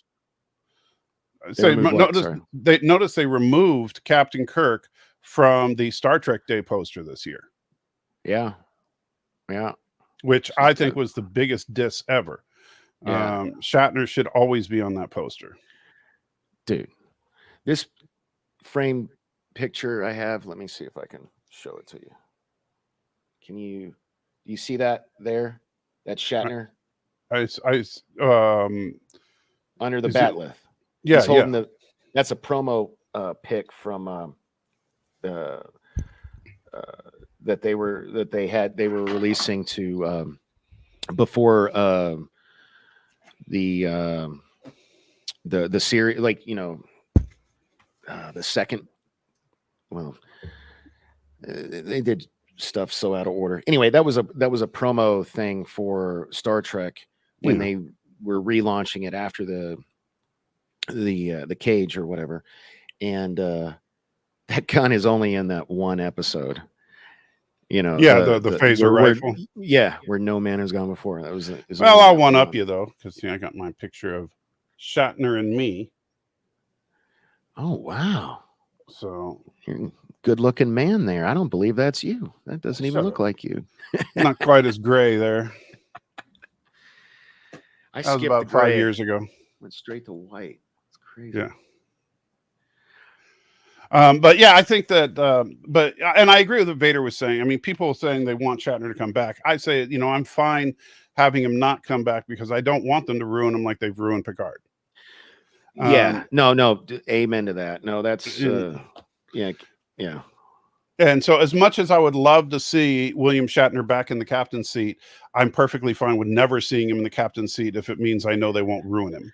But I would love like they blew a huge opportunity for a great cameo a week or so ago when like you see work on the mailbox and they're back at that farm in Iowa. Yeah, and then there was Sulu. Sulu. I was like, oh God. Yeah. And then that dig, you're right. Why are they taking digs at Shatner? Because he even says, well, oh, this is even better than Captain Kirk. I'm like, what are you talking about? Are you out of your mind?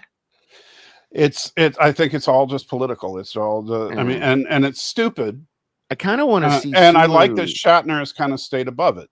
Yeah, I would love to see the character of Sulu, not the George Takei, but the character of Sulu, you know, die a horribly gruesome death. You know. Wow, that's just kind of mean.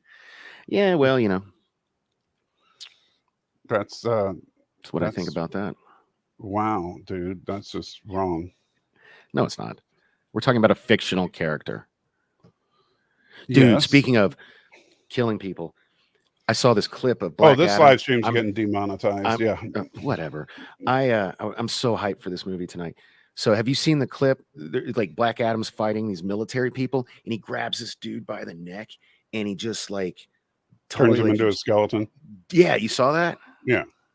That looks so dope. And then I was reading that apparently it was like R-rated. Like they had to make a bunch of cuts to get it down to PG-13. And I'm like, why? I want to see this R-rated version, man. Like, I hope it comes out. Because PG-13 is the sweet spot for getting movie tickets. I mean, it's only projected to make 60 million on its opening weekend. I mean, you make it rated R. If it was rated R, it'd probably only make 40 or 50 million. Probably make 80. Come on. No, I don't think that it would. And I'd still take my son to see it. Oh, right, but most parents won't. Eats a batleth. That's the thing. Most parents will not take their kids to an R-rated film. Well, the only reason Black Adam was going to be rated R, is it was for the violence. The violence, right? If it's like sex and stuff, well, I'm not taking my kids to see. Right, that. But the problem is that most you see the R rating and you're like, okay, I'm not taking Junior. And think about it, like if you for a lot of parents, and this happened with Deadpool, a lot of parents were like, oh, look, a Marvel superhero, and then they go see it, and they end up running out of the theater screaming with little Billy's eyes covered, so they were like, Deadpool wasn't even that bad. And the funny thing is, did you ever watch the oh gosh, what did I forget what they call it? But the PG-13 version of the Deadpool movie where they did like the Princess Bride thing. I've heard of it, but I have not watched it. Oh, you haven't watched it? Mhm. Okay, it was like he kidnaps and he's got what's that kid's name? Or he's not a kid anymore, but the kid that was in Princess Bride, Savage. What's his name? Something. Yeah, Savage? Fred Savage. Is that his name? I think so. so. He had him like all duct taped in the bed, and so he was trying to do the Princess Bride thing. They were totally, yeah. It's worth it's not as good, but it's worth a watch just because of the little gags and stuff. Yeah, see, I considered watching it, but it's like, to me, PG-13 Deadpool is just like, I can watch She-Hulk. That's like drinking decaffeinated coffee. Like, what's the point? I get it. But no, I am looking forward to Black Adam. I'm not. The thing is that I'm not expecting a super deep movie. I'm expecting it to be an action movie. It's The Rock. Right? Yeah. So a friend of mine said, who got to see it early, which I used to get to do, but I don't get those anymore. He's like, dude, just strap in and enjoy the ride. It's a popcorn movie. He's like, it's like nonstop action. I was like, and that's what I'm expecting, right? Yeah. I'm not expecting, like, I'm not going to get mad if it doesn't feel like it's deep enough or there's not enough emotionalism to it. I want it to be a fun ride, and I want it to hopefully set up stuff for the DCEU for the future. But the problem, I sent you the link. Why don't you just join us? I mean, because now you're trolling me with that question. Are there any Rock movies that are actually good? I actually like San Andreas. I thought that was a decent film. Dude, what are you talking about? His all-time greatest, The Tooth Fairy. Are you kidding me? I'm kidding. I've never actually even seen that movie, but I did like him in Be Cool when he was that. No, I thought San Andreas was a good film. I actually liked him in the Fast and Furious franchise. He's a fun guy to have on screen, and so I don't have a problem with casting The Rock. I know that he's been wanting to do this for 15 years. So I'm just hoping that it manages to salvage the DCEU. Be Cool is not a Rock movie. What are you talking about? He's like the funniest part of that movie. He's like where he's talking about eating the the chicken wings. That's so funny. I thought Rampage was okay. I never saw Hercules. I haven't seen either of those. There's actually a lot of Rock movies I haven't seen. Yeah. If you really want to see a horribly bad Rock movie, go watch The Scorpion King. That one I did see. Yeah. And it's amazing he had a career considering that was his first starring role. No, his first role was in The Mummy. But the Scorpion, I think. Yeah, but the Scorpion King was that. Right, but the Scorpion King was his first starring role. He was the main character. His acting was so bad in that movie. Yeah. Oh my god. And Vader is saying, fun versus good. Rock makes fun movies. Yes. Yeah. And I'm okay with a fun movie if that's its purpose. And now what's ultimately the best is if you have a fun, good movie. A good fun movie. Whichever. Yeah, whatever. But I'm not expecting that from this. I want to see Dr. Fate do some Doctor Strange like stuff. I want to see I'm curious on how are they going to do the Black Adam in the universe. Is he going to be thought of more as a villain, thought of more as a hero? What's his role going to be? Oh, dude, Mr. Trent. Thank you. That's my favorite Rock movie. The Rundown. That movie is so, dude, it is so good. That is like the best Rock movie. And it sucks because like I've been wanting a sequel to that because it has Stifler in it, right? Correct me if I'm wrong. I mean, not you. I mean, you haven't seen it, but Mr. Trent. But no, it's so damn. God, I can't believe it even has. I'm pretty sure that's the one where Schwarzenegger passes the torch because they walk by each other in a club, and Schwarzenegger looks up. Is his cameo? And he's like, "Have fun," and then walks off. And it was like at the beginning of the dude. You got to watch The Rundown. All right. Hey guys, we're going to end this stream. He and I are going to do a watch along of The Rundown. We'll see you later. Come on. No, so but I really want to see them salvage the DCEU. That's the big problem. So Uh, I don't want to spoil anything, but I mean, and I know it's getting trashed on Rotten Tomatoes, but that doesn't mean crap anymore. They do, according to what I've heard. mhm. They this is firmly like they're doubling down on the Zack Snyder verse. This is, Well, I get that they might be, but are they going to actually follow through? Because The man, Rock is The Rock. He's going to make it happen. I was watching this interview. He's already, I forget the name of his production company, but his production company already has like at least 2 more movies mapped out. I don't know if they're going to happen, but they've got right. them mapped out. But you You see, know, and if Dwayne Johnson wants to be the Kevin Feige of the DC universe, I'm okay with that, right? yeah, he's not. Isn't But James Gunn? Didn't you read that article? Like the no, big news the James other Gunn day? is a Marvel guy. No. The dude. It was all over the news the other day. Like he's Oh, in did he? talks. He's in Yeah. talks with DC to be their Kevin Feige. Correct See, me if I'm wrong. I'm sure. maybe you're right. I mean, I know he's directed the Guardians of the Oh, Galaxy hey, film, Mom. so. Yes, the rundown is great. Thank you for finally joining us. That's But yeah, and John says the salvage DCU is going to require half a dozen movies. Oh, absolutely. But I think that bringing in the Justice Society is a good move. You got Hawkman, you got Dr. Fate, and a couple others.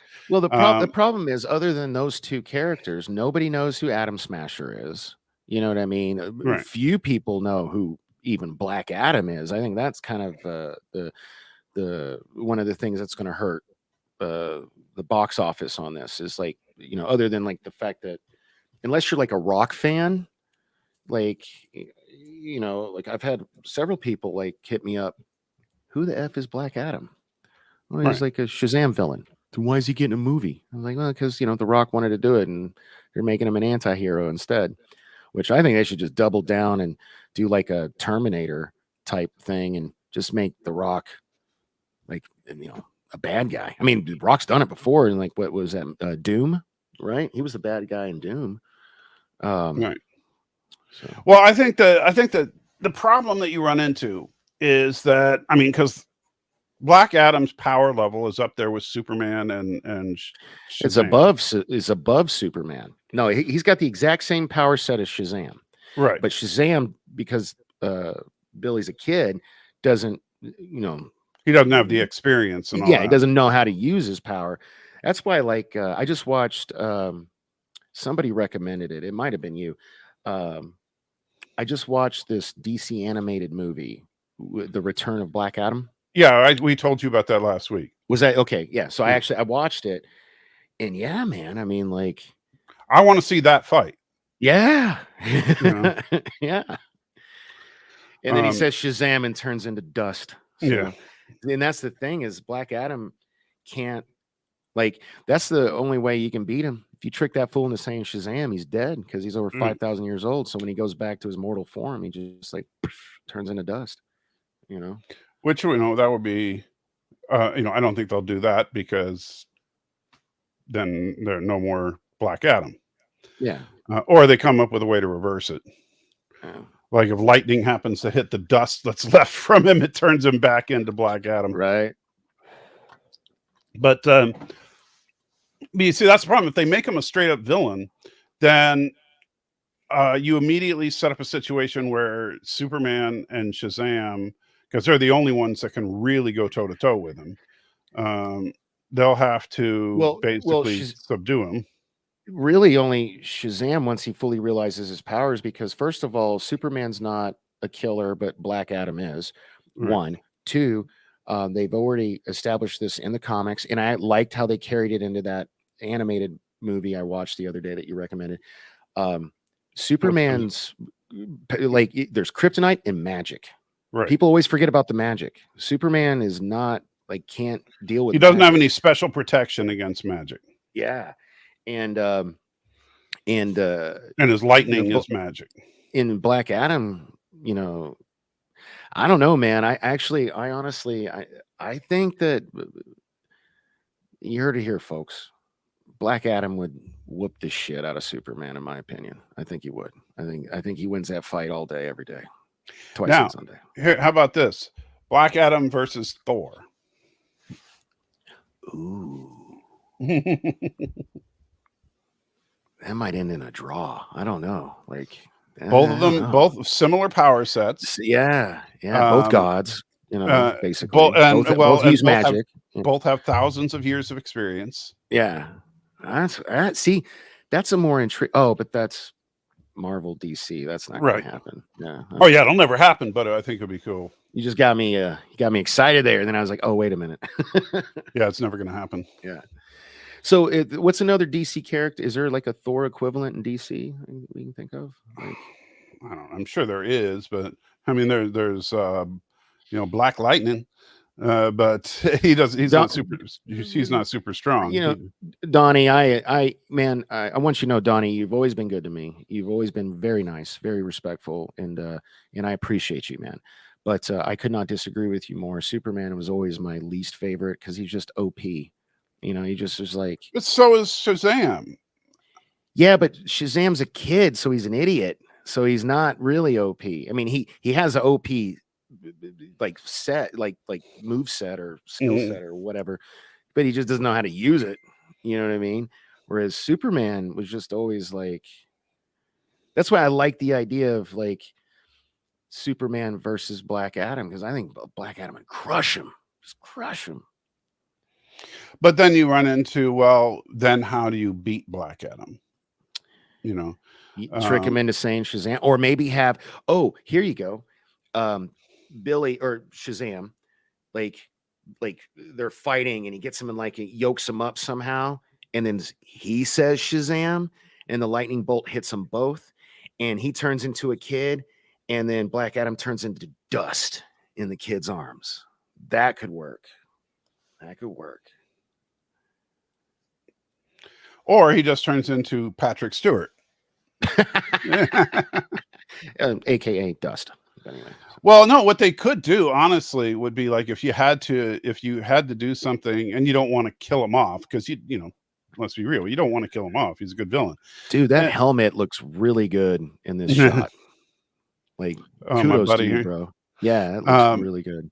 But what you do is you have, like you were saying, you have, Superman's basically just a distraction, and then you get Captain Marvel or Shazam into position to hold on to him, and then say Shazam, lightning bolt turns Billy into Billy, and then turns Black Adam into an incredibly old man because he's like a 5,000-year-old man.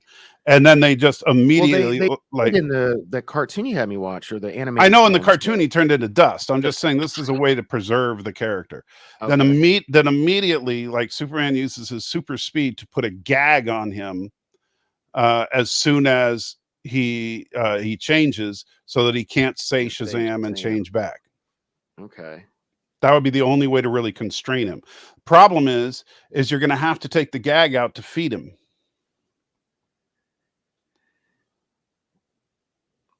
I still say he turns into dust. I mean, like, come on, like, no mortal can live that long. Like, and actually, thank you. I'm glad. I couldn't remember who recommended it. I'm glad I'm glad you cleared that up, because I actually really did like it, and it was short. I was surprised. It was like wasn't even an hour long. I thought it was right. It wasn't. Yeah, it wasn't a super long thing. It was just, but it was a fun. Yeah. And that was the original Black Adam story. Was Black Adam shows up, they fight, and he dies. But then of course they got to bring him back because he's awesome, and you know how comics are.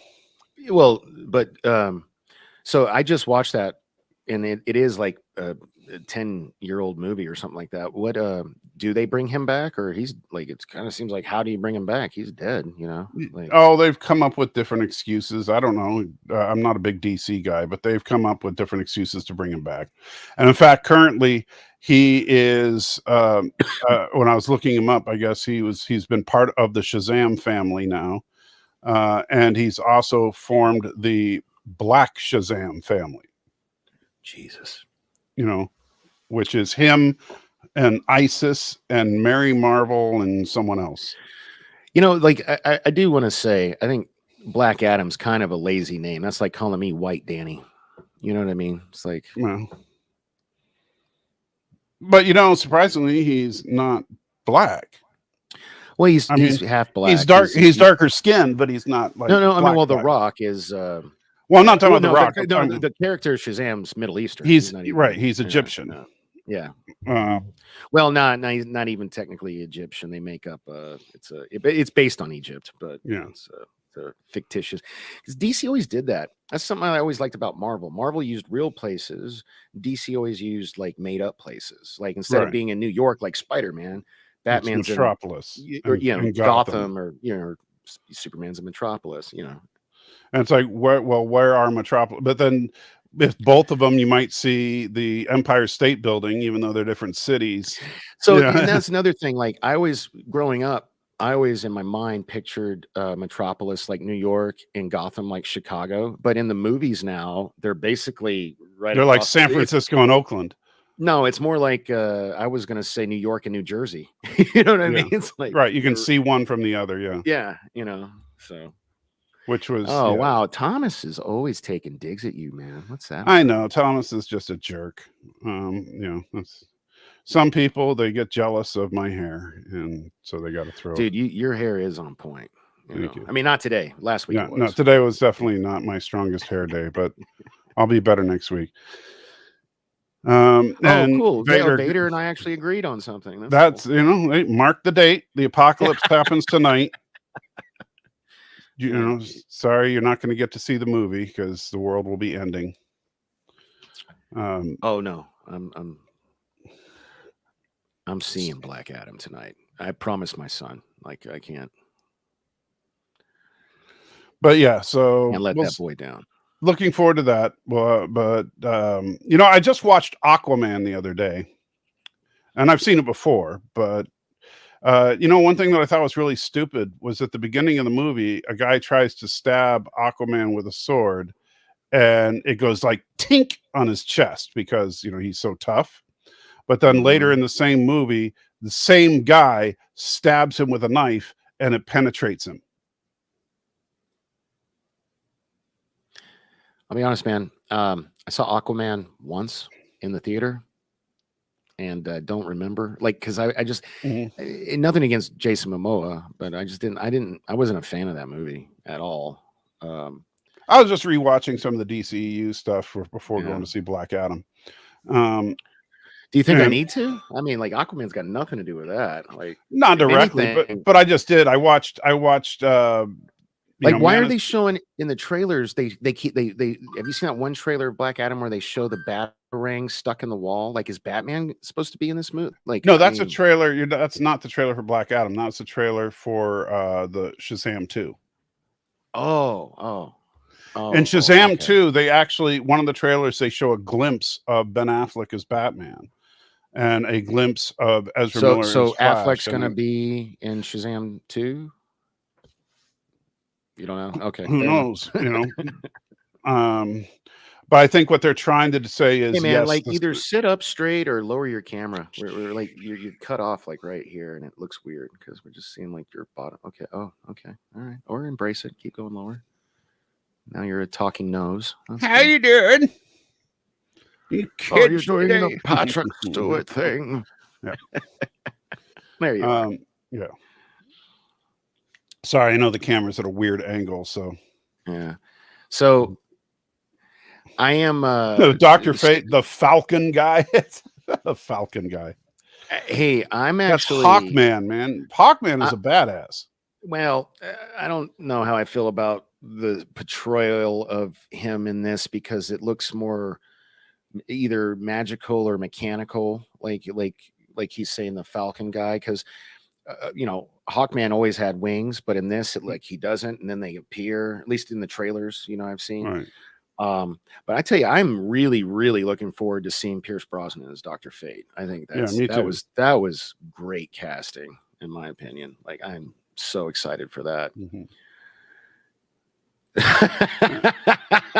Oh man! And first of all, Matt Vader, that was not Hawkman. That was Hawk. And he sucked balls. His special ability was that he had feathers for hair and a ship that literally looked like a hawk and had claws on it. That was such a deep cut. Like I just pulled a muscle like right here. Oh God. Are they like archangel wings or vulture? Yeah, exactly. I don't Well, we'll I don't see. know. Yeah, we'll see. I'll let you guys know tomorrow. You know. I will tell you, when I was a kid, I thought Hawk's ship was awesome. Then I rewatched it and I realized how stupid it is. So. What was that show? I had to watch the one of the times, and it's been a minute since the salty nerds have had me guest appear. I don't think they like me anymore. But there was one time Well, they why had me would on they? there where we were watching this science fiction show that was terrible, and the ship looked like boobs. Vader, if you know Battle what I'm Beyond the Stars.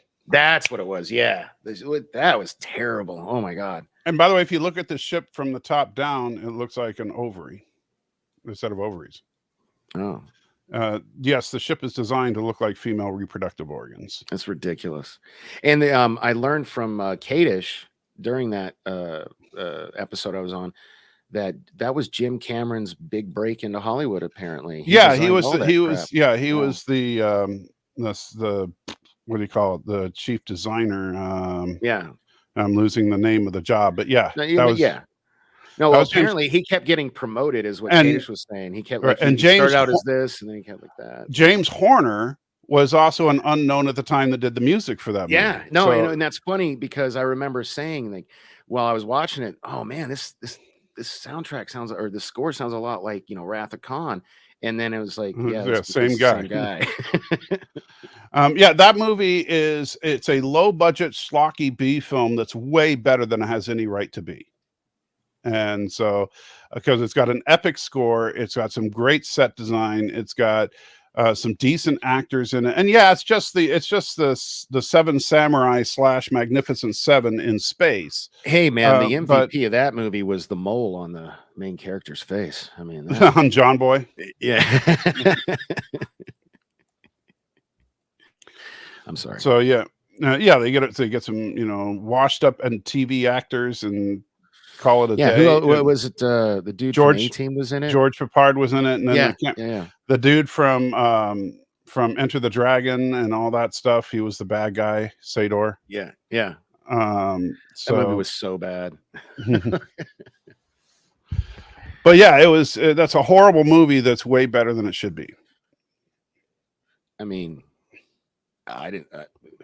I actually. This is Space Cowboy from planet Earth. Really? Yeah. No, I hated that. Matthew Vaughn from Superman 3. I hated that movie. I remember I was bitching the whole time. I was like, I can't. You guys only have me on. Watch the crap. You hated Battle Beyond the Stars? Hell yeah, that movie was terrible. Man. Oh, you dick. No, that's one of the worst movies I've ever seen in my life. Oh my God. It's an awesome movie. Even Vader agrees. Terrible movie. Terrible movie. Terrible. Every time the ship's on screen, you get to look at boobs. Man, I can just look in the mirror if I want to look at boobs. It's like. Thanks. Now the show's R-rated. I appreciate that. No, you can show boobs in PG-13. Not your boobs. Your boobs automatically make it R for grotesque violence. What are you doing? I was kind of trying to get my nipples hard to show you my boobs, but then you insulted me, so I was like, I gave up. So. Oh, okay. Wow. John says Battle Beyond the Stars, absolute classic. I agree. Battle Beyond the Stars, absolute classic piece of, it's terrible. That's a terrible. You are just a rotten human being. No, I'm not. First of all, I'm one of the most positive people on YouTube. And second of all, that's why. How can you hate Battle Beyond the Stars then? If you're so freaking positive. Because it's a bad movie. Sorry, Vader's comment. Vader is a jerk too. Vader's salt of the earth, man. No, you see, if Vader was so awesome, he'd be on the panel right now, but he's afraid to show up. No, he's not. Don't do that. Don't. Now you're just goading him. That's fine. Exactly. That was funny. We both that was in stereo. We both took a drink at the same time. Isn't that great? You get to listen to us slurping our drinks. This is not an ASMR channel.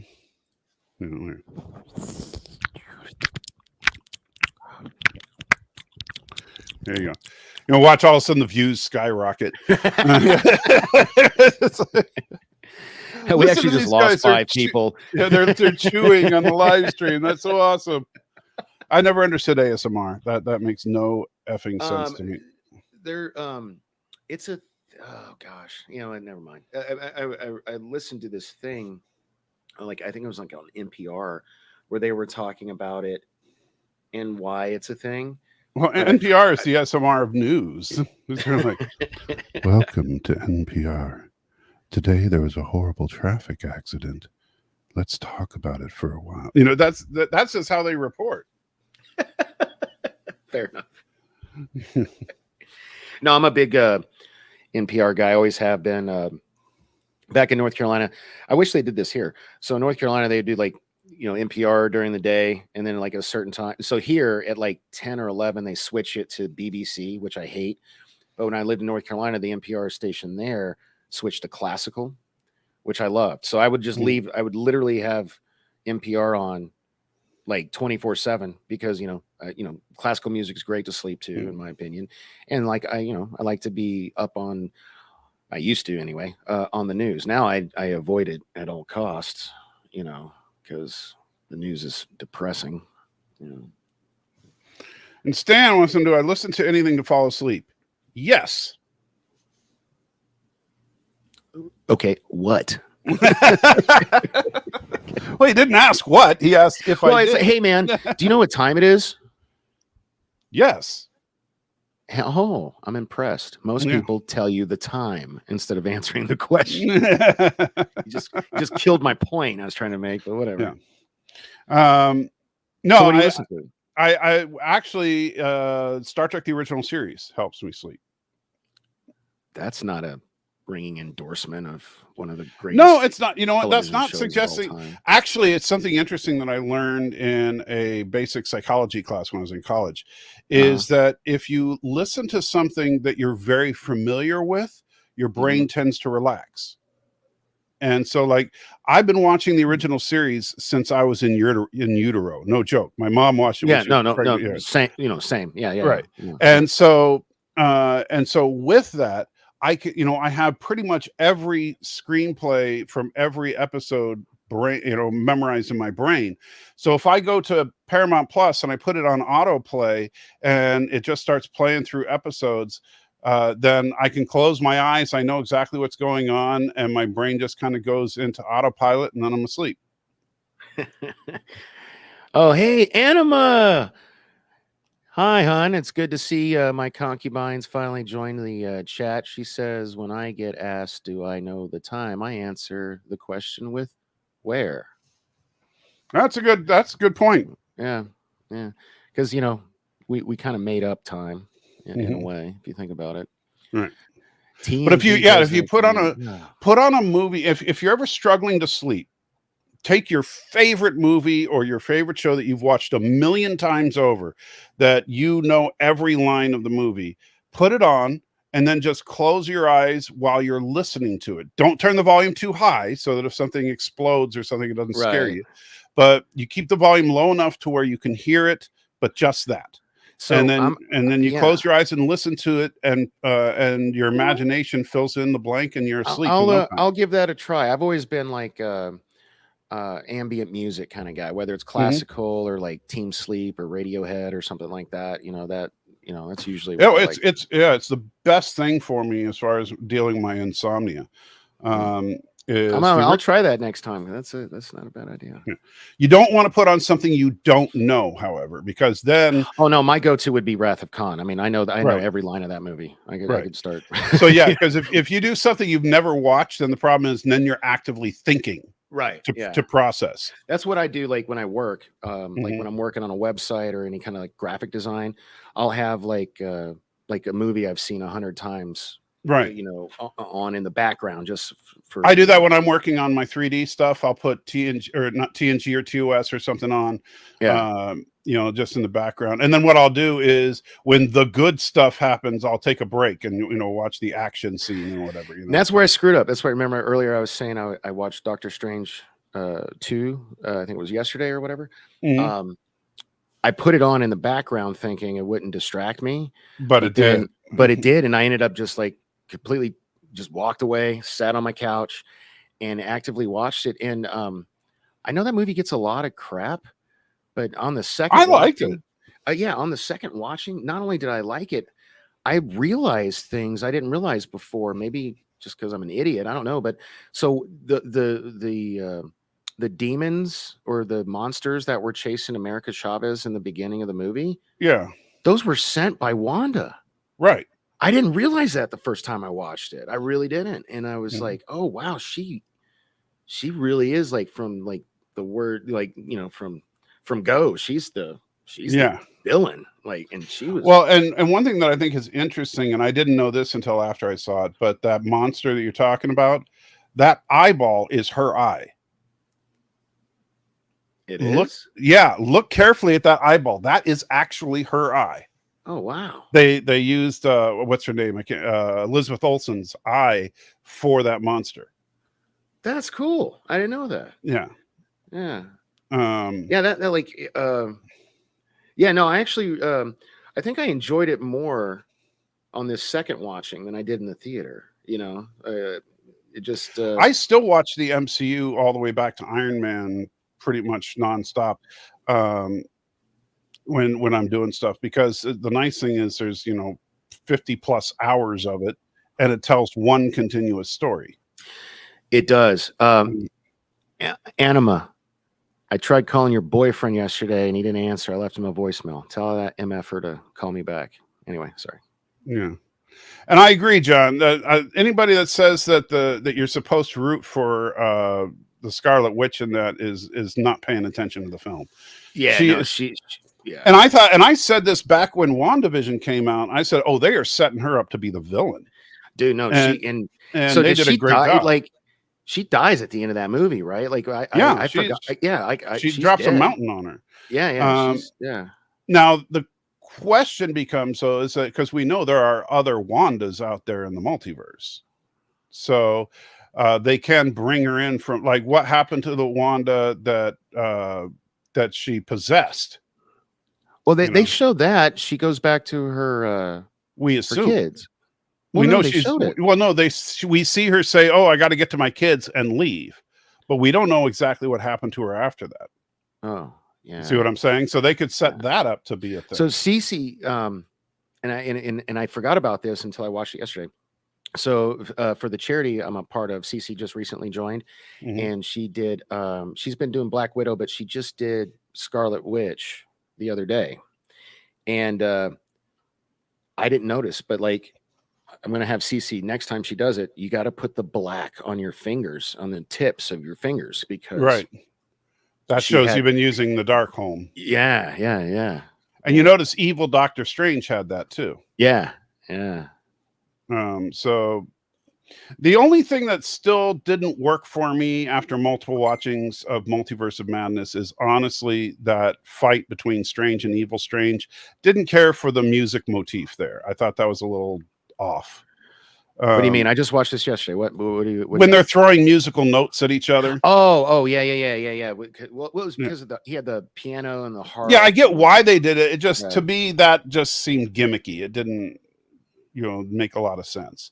Like, that's not a regular spell that Strange would use.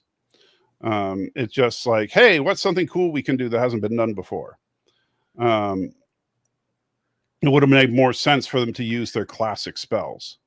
You have a super chat. Hey, SVS Guru.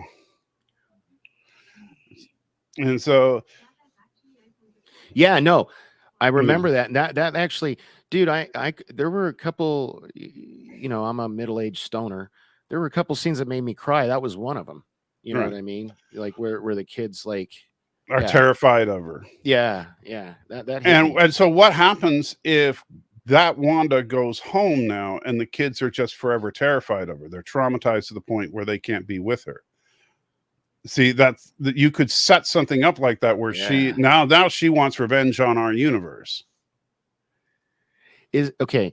This is the second time I've seen somebody mention someone called the Nitpicking Nerd. Is that actually a person or a channel? Yes, Nitpicking Nerd is a channel. It's the okay. guy from the Nitpicking Nerd comment section again. I'm not sure who you're referring to, John. Yeah.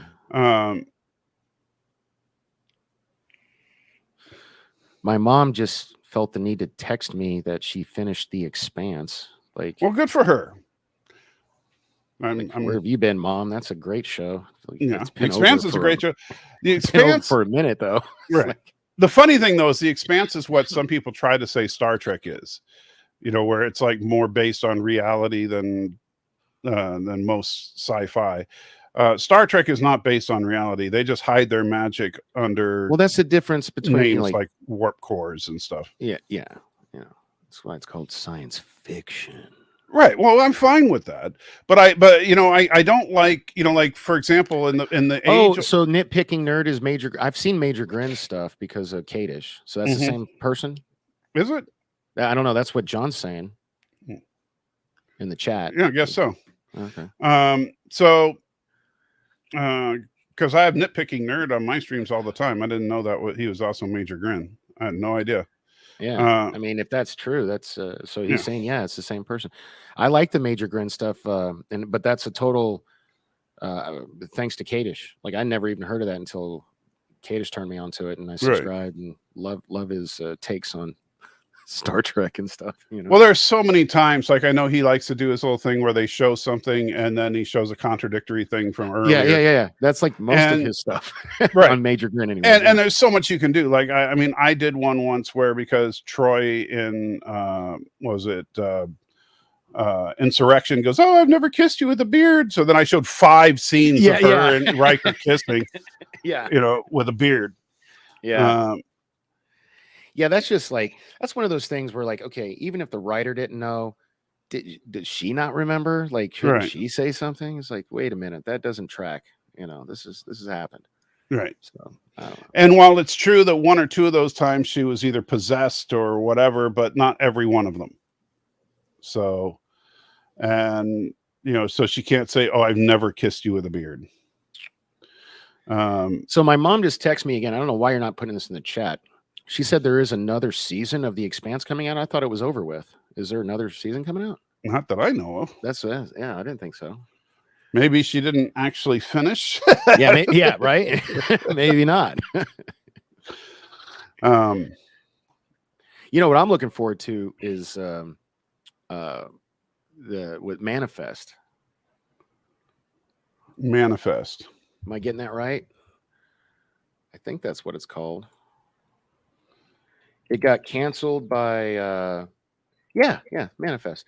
It got canceled by I don't know, one of the big like NBC or something like that, and everybody was pissed.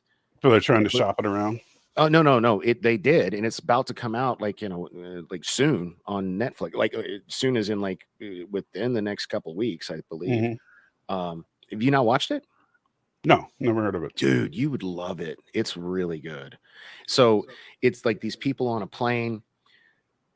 It's kind of like it's not exactly the Bermuda Triangle type of scenario, but like, so these people are on a plane, they disappear, and they come back like several years later. Okay, and like, it's really good. I don't even. So I'm trying to figure out what the heck happened to him. I highly recommend it. Yeah. So I assume it's a serialized stop show. texting me. Put it in the chat. Yes.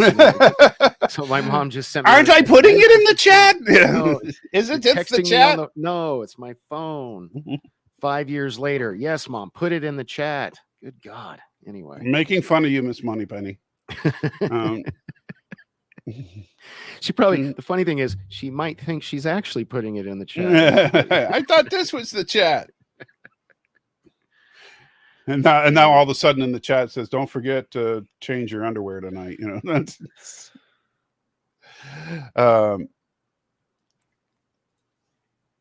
anyway, there she is. She figured it out. Did she? Okay. n- Hey, there's my mom. She's laughing. Okay. Marvel ripped off the blip. Well, there's a big difference between half the population of the world and an airplane. Come on, man. Oh my god. You know, so I'll give them the blip. I also, I like some of the things that they've done that are non-canonical to the comics, but make sense in the events that they've done, like making Wong Sorcerer Supreme. Well, that was only because Doctor Strange was blipped. So. Right, but it makes sense. That's what I'm saying, is that if the Sorcerer Supreme disappears, somebody's got to fill his shoes. Yeah.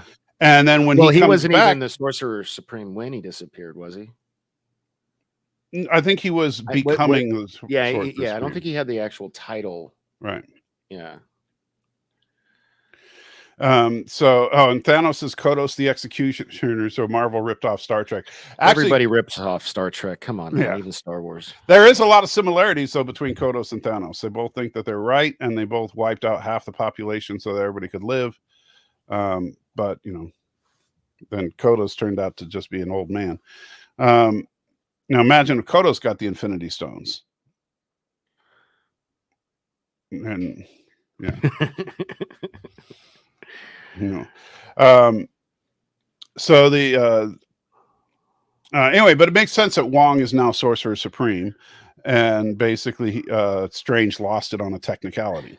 You know what I was most bummed about? We didn't talk about this last week. What's that? What were you most bummed about? For the She-Hulk. Okay. Madison, like, where is she? Like, hey, it's Vader. Hey, buddy. What's up, guys? You come to set us straight about something, Vader? Oh wow, man! You really. You changed up the facial hair. Yeah. Looks nice, buddy. Looks Yeah, more like this is- mine. So This very is a nice. salty goatee. Yeah, I don't know.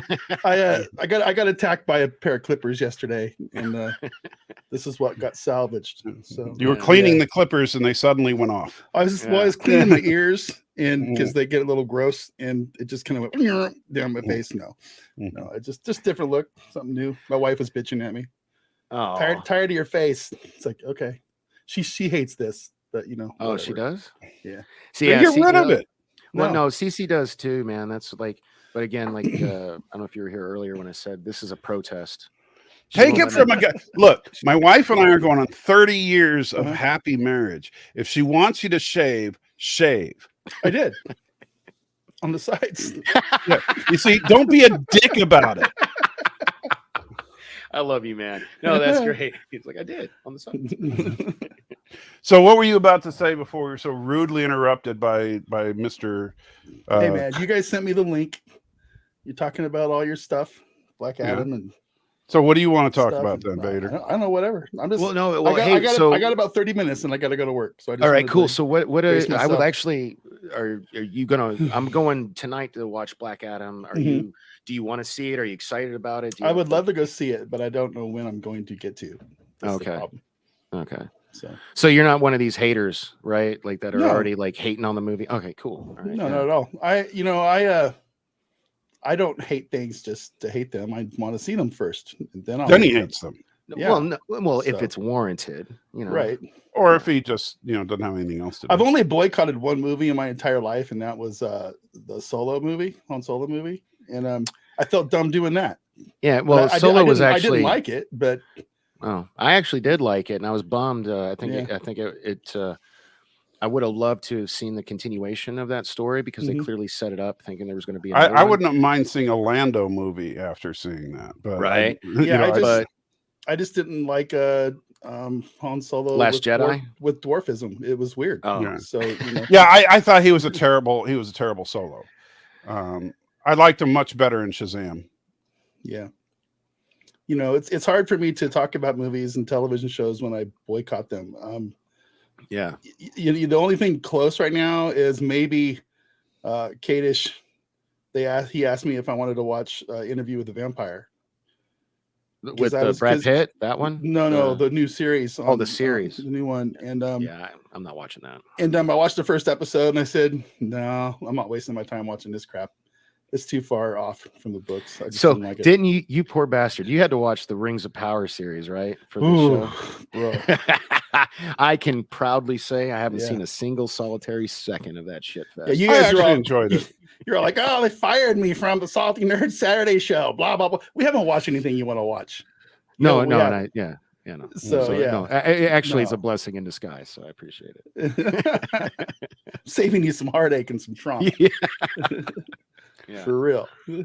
We said, I So think what do it'd you be think better about if you do make Andor? them watch it. You mentioned something about Andor earlier. David. Andor is again this week was slow and plotting and you know everything Andor is, but I finally felt like there was some Star Wars to it. I saw some aliens, I saw some stormtroopers, I saw some cool looking droids. You know, it felt more Star Warsy. Coruscant felt like Coruscant. You know, Right. it was like that Imperial gray, Yeah. fascist. You know, cement colored everything. You know, it was. That's what I picture things to be like. It's there. funny you say that because Mhm. I've always said that I think the story should be human centric because Mhm. people can identify with people. But Star Wars isn't Star Wars unless you see a couple of aliens in the Yeah. background. And this was the first time I really remember seeing odd, like fish head aliens or whatever. Or like the one know. with the snout. There Yeah. was one with the Yeah. And that does make it feel a little more Star Wars. Yeah, I you know, if we're not going to get Sith or Force users and lightsabers, I want other stuff in there that makes it feel like I'm in that universe, and they just haven't really pulled that off yet until this week. Yeah, it is kind of weird for me to like wrap my head around, you know, the Imperials, you know, chasing people up and down the boardwalk at Venice Beach.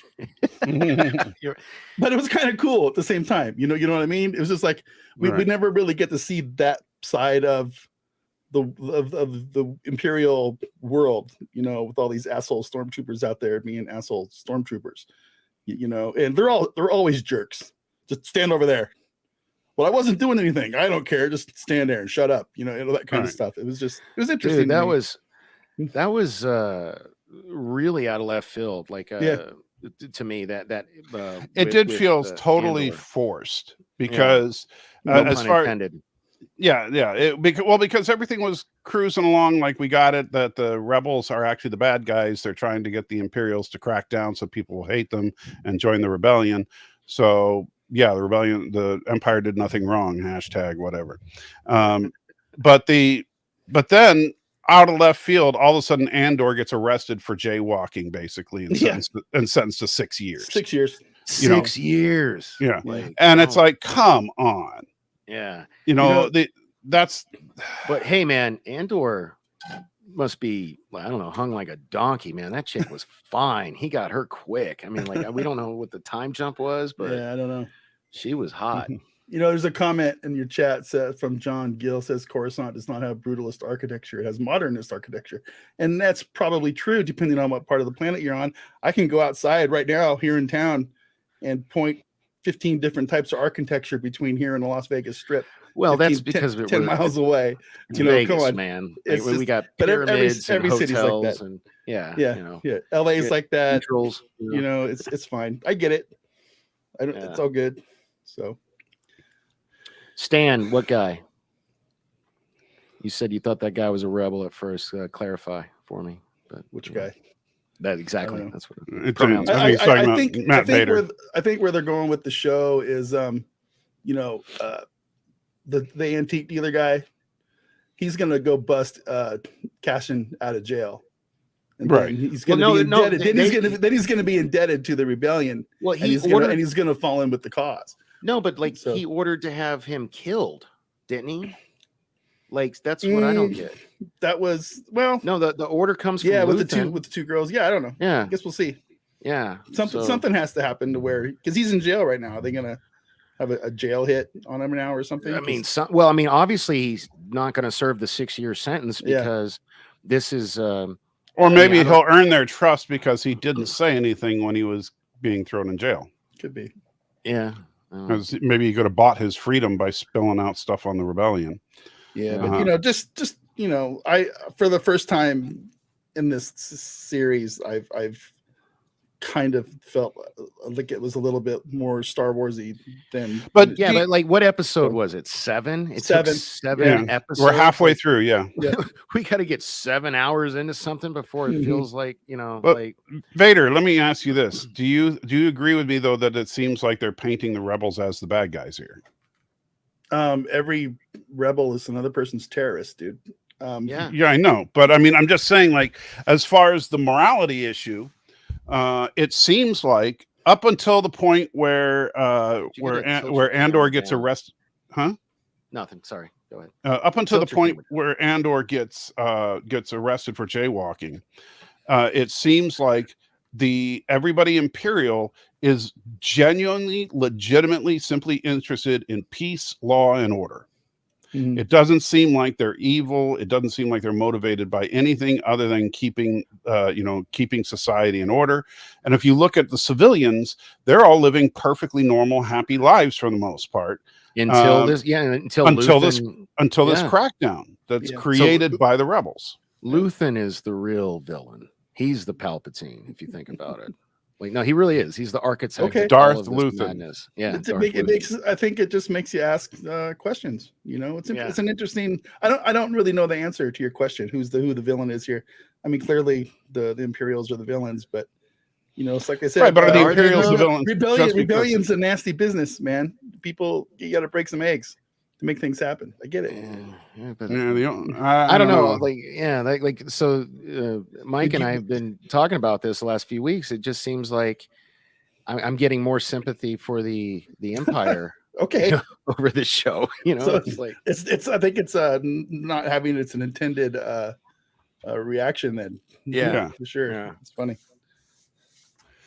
Yeah, because it seems like, and what's her name, Mon Mothma?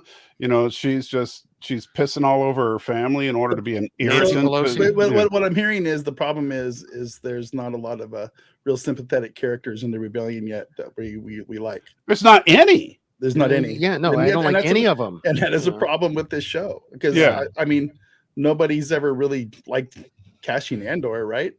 We all No, wanted he's a- he's a- we all he's wanted a a Bayesian murdering- Chirrut. We all wanted a Bayesian Chirrut show. I don't care about this Andor, dude. Give us Bays. Give us Chirrut. We're trying to learn the Force. I want that. No, I want I know that the from Rogue One. I want that robot. The Well, he's coming season 2.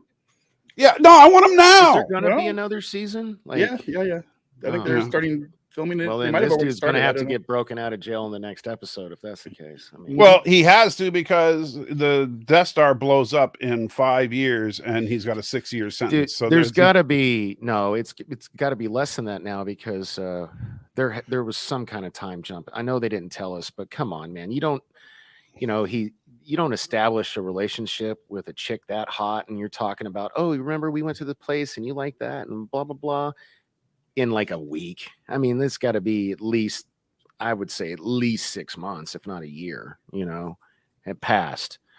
I hate when shows do that. Like, that's one of my biggest problems with. I know you don't watch it, Mike. Are you watching Vader? Are you watching House of the Dragon? Oh yeah, Okay, cool. absolutely. It's the best okay. thing on TV. Yeah, Mike's not watching it. Well, it's funny you say that. My biggest gripe with it is I feel like it's made by millennials for millennials because of all these damn time jumps. It's like people don't have the time or the patience for storytelling, so we have to keep jumping and jumping and Yeah, jumping. I get what you're saying, but it hasn't bothered me in the slightest. Oh, it hasn't. I mean, my understanding is that this whole season is basically set up for the next season anyway. We're just getting introduced to characters and what motivates them and giving backstories. And I'm cool well, we with that. already know. This thing is it's Days of Our Lives with dragons and swords. Well, we already know. But it's just better written. I'm enjoying the hell out of it. No, I'm loving it. I'm not saying that I don't like it. I actually like it a lot. It just sucks because, like, for those of us who've watched Game of Thrones, we already know how Rhaenyra dies because Joffrey explained it to his wife that Aegon, roasts her with the dragon. So we already know that's going to happen. And then they just set up in this last episode Aegon taking the throne. Like, you know what I didn't get, man? Why did we know Andor is going to get blown up in Rogue One too? Yeah. So yeah, but That's the problem with just prequels in general. yeah, you know how yeah, it ends. yeah. Yeah. But you know, the I guess the fun is the journey that it takes us on, and I would like to unless see. that journey's not fun. yeah, Well, I'm much more curious in this Jon Snow series that they're supposedly developing. Hopefully, Oh, wow, what? Hopefully, it retcons season 8. They're doing So- a Jon Snow. Yeah, you can look it up. Just Google it. Oh, okay. It's one of those mini shows that are in development. I think Kit Harington said he was on board if the script's good. So guess we'll find out. So Vader, what are you thinking about Picard season 3? We're all going to get back together on Saturdays when that comes Yeah, out, right? I think so. Yeah. All right. I'm hesitantly optimistic. I'm not going to let myself get sucked back into being excited about a Picard show. I don't care who's in it. So, it's teasers are for trolling people, and I'm just not going to get excited about it until we see it. I hope it's great. Damn. I really Yeah, do. I hope it's really good. Yeah, Kit. Yeah, you're right. Kit Harington is attached to. Yeah. No, okay, cool. So it's funny because they with that Comic-Con trailer where they teased Moriarty, and I'm sure that people were excited about that. But I'm thinking what's going to happen is Picard season 3 episode 1. We start with that scene, right? And then you see Picard holding a little hologram, and it's that scene, and goes, and that's what happened with me and Moriarty, and he turns it off, and that's all we ever see. Here's what I know about that. And Brian confirmed this for us, Popcast Brian. The guy that plays Moriarty did all of his shots in one day. Right. One day, So he's not gonna be on the show that much, and that's what I hate about teasers like this. They're really screwing with us. Lore might be in this thing for 5 minutes. Yeah. And it's probably, I think it's B4, not Lore, to be perfectly honest with you. But we saw B4 in season 1 though. Well, how do you explain?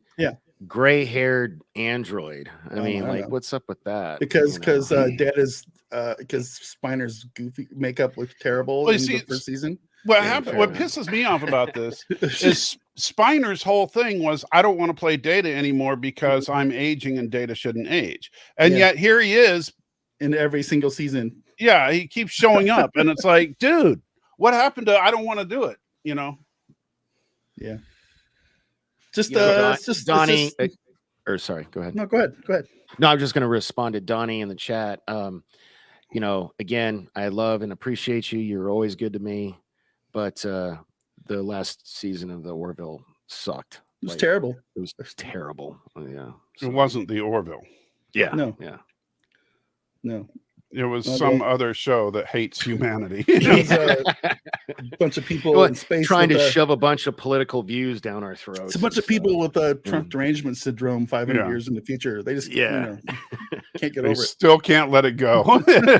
Dude, so I don't know if this has happened to you, Vader, but here in my neighborhood in the Southern Highlands, a couple days ago, there was a lady, I don't know what they call it, canvassing or whatever, like door knocking for the election coming up. And normally I don't engage with those people, but she happened to catch me. I was outside smoking a cigarette. So why did you do this? So she comes up and she's like, hey, do you plan on voting? I was like, yeah. She's like, oh, hey, like talking to me and stuff. She's like, are you registered? Like, yeah. She's like, okay, like, ask me all these questions. I'm like, yeah, no, I'm a registered libertarian, She's like, oh, well, do you plan on voting for any, Democrats or Republicans? I was like, actually, I'm not a party line guy, hence the whole libertarian thing, So then she's like, well, okay. And at the end of it, she's like, well, can I give you some information on a couple of the candidates? And I was like, who are they? She's like, Catherine Cortez, whatever. Masto. Yeah. And what's our piece of it's Sisolak. And I was like, and I was like, no. She's like, okay, why? And I was like, I am not voting for Cicilline. I don't care. Like, I don't care if he offers to give everybody in the state like a free $1,000. Like I've never the way he handled. I've never lived in a state that is so in your face about elections than this one. Yeah, it's wild. It's wild, dude. Just vote yes on 3 because we do need to open up the primaries, because I had to change my registration to Republican one year just so I could vote in the primary, and that pissed me off because we don't have open primaries here. Right. But if you vote yes on 3, we could. So Well, we're looking forward to the election because we're going to vote to abolish slavery in Tennessee. That's right. Cool. That's actually on the ballot. Nice. About time. Seriously? About time you got on that. You're That's good. that's a joke, right? Nope. Because, well, What? slavery is actually legal at the federal level as well. And there's not been a constitutional amendment to get rid of it entirely. Because what it does is I gotta leave this country. This is crazy. well, no, if slavery is legal as a part of the penal system. So basically, you can put prisoners to work without compensation. I don't have any problem with that. Right, and so that's actually That's not on the slavery. That's like actually it is. If you're not paying them, that is So you slavery. pay them food. no, and they're nickel an hour. paying a debt to society for their crimes. That's So- not how it works. This is getting really deep. I want to talk about nerd stuff. Okay. Well, Okay. Sorry. you guys brought up the politic crap. That was him. It wasn't me. It was him. Sorry. Jesus, Danny, what is wrong with you? I'm sorry. This is why. All right. Well, you were trying to say something about She-Hulk when he first came on. What was it? She-Hulk? I know. I already was- said that part, No. and somebody in the chat gave me grief for it, so I dropped it because they didn't want to talk about She-Hulk. You know, so I try to give the people what they want. You know. Yeah. You Are give we the gonna people. Are we gonna get a spin-off show from the Vespa Rangers on Book of Boba Fett? Oh, I'm going to punch you in the face for that one. That sounds good. I just saw a chat that said Power Rangers, and it reminded me of the Yeah. Vespa Rangers. Yeah, the Vespa, the Mighty Morphin Vespa Rangers. Yeah. Yeah, that was so out of place. Incredible. That show was just like We'll have a Fett. great chase scene at 5 miles per hour through the street. Yeah. Oh, Yeah. that was so bad. The whole mod guys. That was Yeah. just Yeah. And Anima, you know, since you're my concubine, I'll forgive that comment. But John says the people in chat want lots of naked women. And I can't help you there because you got 3 middle-aged white dudes here. So there's you know, and Cece's at work. Otherwise, I'd get, you know. I can show people my feet or something.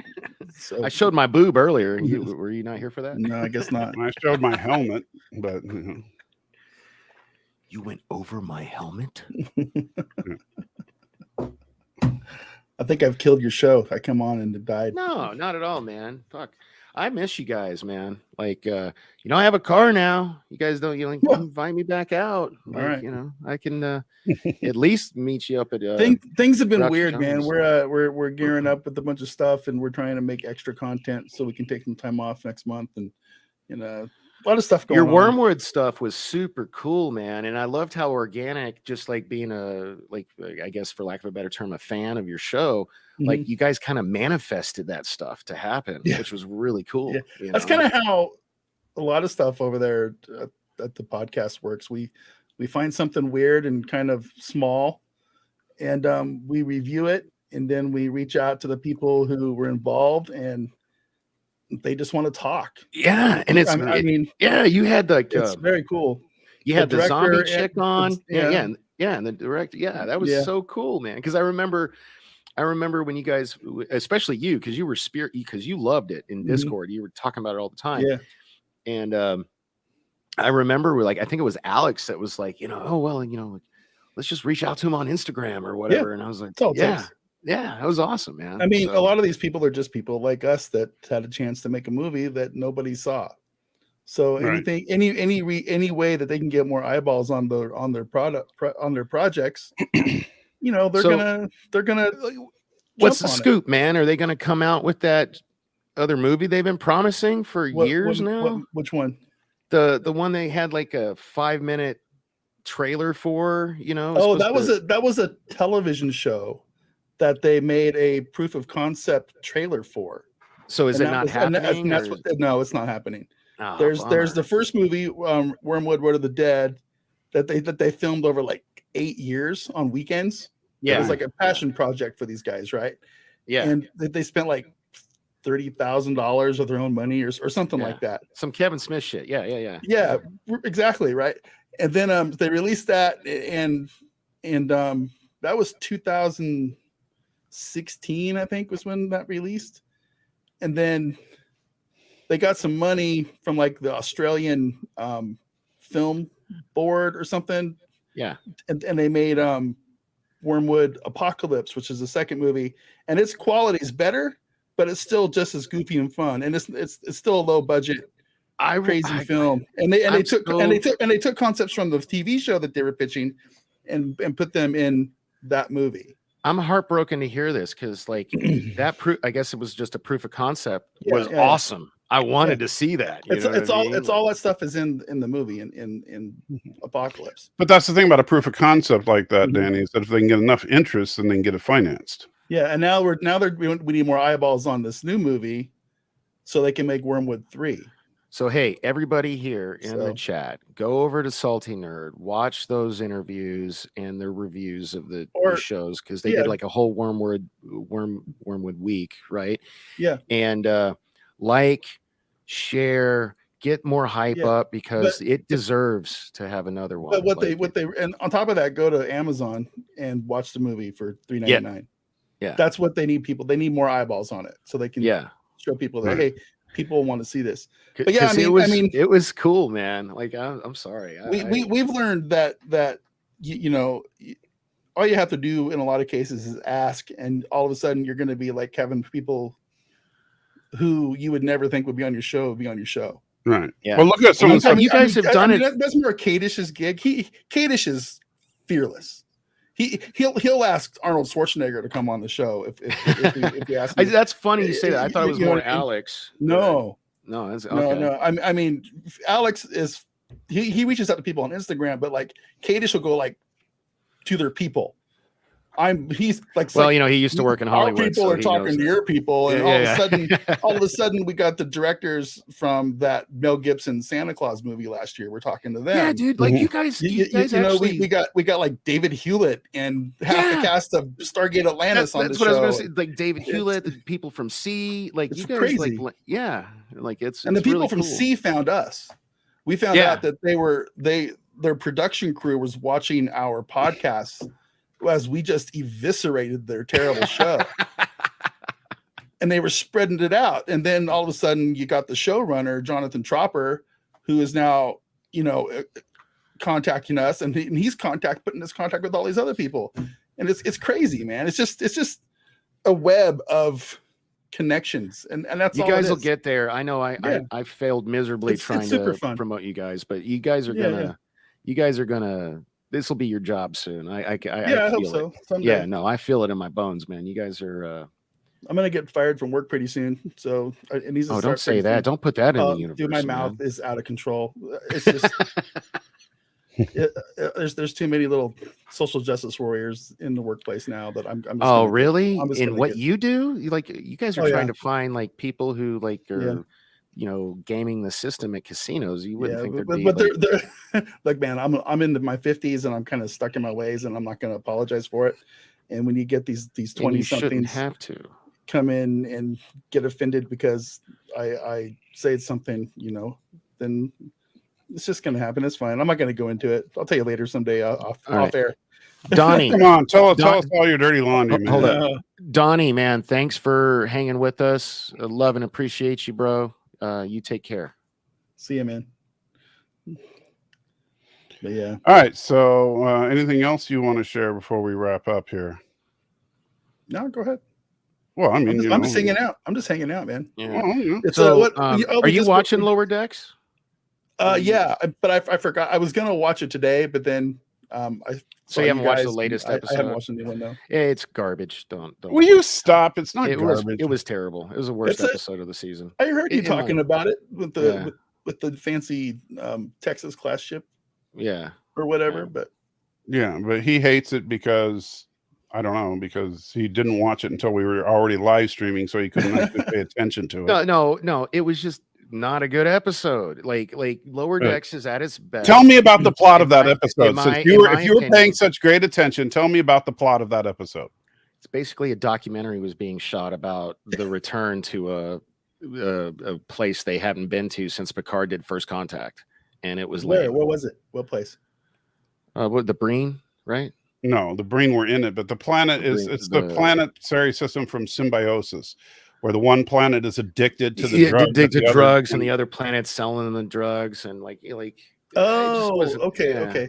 Was that the one that had like Tasha's sister or something in it? No, it had. This is No. the one where the guy that played David, Kirk's son, and the guy that played Joaquin from Star Trek II were both in it. David was one of the drug addicts, and Joaquin was one of the pushers. Yeah. Okay. And Cool. bye, Anima. Love you. And of course, we have the classic Wesley Crusher. Golly gee, Mom, why would anyone God. take drugs? Why would anyone Yeah. take drugs? Yeah. Because they feel good. Drugs are nice. Speaking of drugs, I got your hookup right here. Now you just got demonetized. Yeah, thanks, Danny. That was an empty bag, for Christ's sake. Give me. You know what? The system doesn't know that. It just hears what you're saying, and you're holding up a bag. Drugs are bad, okay? Okay. Oh, hey, we're Okay. gonna get you demonetized for an empty bag. You're not supposed to take drugs, okay? Drugs are bad, okay? Do you actually monetize these shows? Generally, yeah, but now. Well, then you know what? All the money I owe you, I think we're good. I think we're good. It's like 14 cents per 1,000 views. It's yeah, super worth it. trust me, yeah, we ain't good. Yeah. Yeah, when Google So, cuts me that check for $1.98 for the last 6 months, then yeah. Okay, fine. I did want to ask Vader this though. What's coming up with you guys? Like, what do you have in the pipeline for the Salty Nerd? Anything exciting? God. I feel like no. This coming up week, I believe, is Vincenzo Natali week. He's a director, a filmmaker, and we're doing Cube. Cube is good. Yeah, which was and we're doing Splice, which is an absolute. I remember Splice. And we have an interview with Vincenzo and David Hewlett talking about Cube. See, this is what I'm talking about. And I think one of the other all these writers, cool interviews, you know. Yeah, and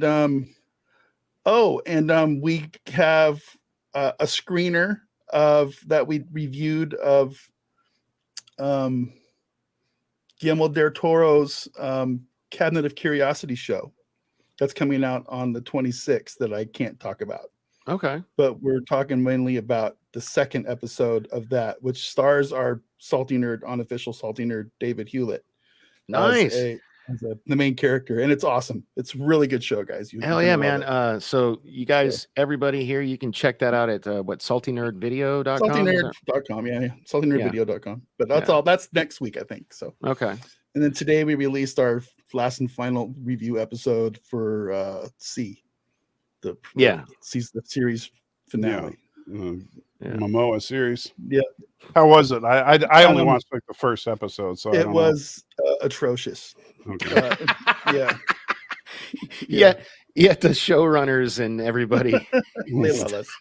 Talk to you and eviscerate the show. Yeah, just once I'd like to get an honest showrunner, though. You know, it's like, so what do you think of this show? Well, it's not my best work, man. But it's just a paycheck, brother. Yeah, you know, kind of thing. Well, hey, did you? I know Mike will check out for this, but you've been watching AEW lately, Vader? A little bit. Well, did you see what happened with? Was that real Hangman? with Adam? Was that? Did he? No, that. Right? Yeah, it looked real. Damn, he had a concussion. He went to the hospital, diagnosed with a concussion, got released. But because you got to take your glass off, bro. They have these concussion protocols to keep their guys safe. So he's probably not going to be back for a while. Yeah. But that whole ending, I don't know if you saw the episode, that whole ending was an audible. They called off the floor. I watched it last night and I kind of figured it was legit. Yeah. Because that's not, it wasn't your normal ending to a match. Yeah. With MJF, all of that was like called on the fly. That was not going to happen. So yeah, and I really liked. I know this is a wrestling tangent, but that promo that MJF did with William Regal was fire. That was amazing, gold. Dude. If they don't make him a babyface champion, they're doing it wrong. Like that's like that dude's got to win the title, and he's gotta embrace being a baby face because people love him too much, man. Like he's so good. All right, let's put Mike out of his misery. All right, I'm we're sorry, done. Dr. Fate. We're done. Yeah, we're done. We're done. Yeah. Oh, for that? We'll do a wrestling show someday, Danny, for sure. Just for that, I turn the hat back God. around. That's great. So we'll do a wrestling show someday, Danny. We'll do like someday. A well, show. I'm trying to work on it. I got this dude, Joe's Atmosphere, says he's willing to do it. Johnny Rock and Pop Culture Gary says he'll produce it. Oh. So supposedly it's going to happen. We're going to do like Sundays because that's when it works best for Joe. So I'd love to have you on if this actually comes in. I'm trying to manifest my own shit like you guys do, man. It's like, but that's what I always told you to do. It's like start your own channel. I know. Make it happen. All right. So with that, I'm going to punish Danny severely for turning this into a wrestling show again. It was 2 minutes, bro. Actually, I'm gonna get out of here, guys. I do have to go to work. I gotta go get ready. So thanks for having me on. Have a good one, Vader. Oh, thanks for coming, man. I've fun killing that half hour with you. Yeah, so. Legitimately, I miss you guys. Love you, man. Yep. He's kissing your ass. I know. No, I'm not. I know. I hear him shit talking this. Yeah, I know. Yeah. Wow, dang. It's all out of love. That was graphic there. That was nasty, dude. like your dirty hat. Yeah. So. Because he gave me the finger. Yeah, this is. But at least I do remember that I'm supposed to end the show suddenly and not do some kind of long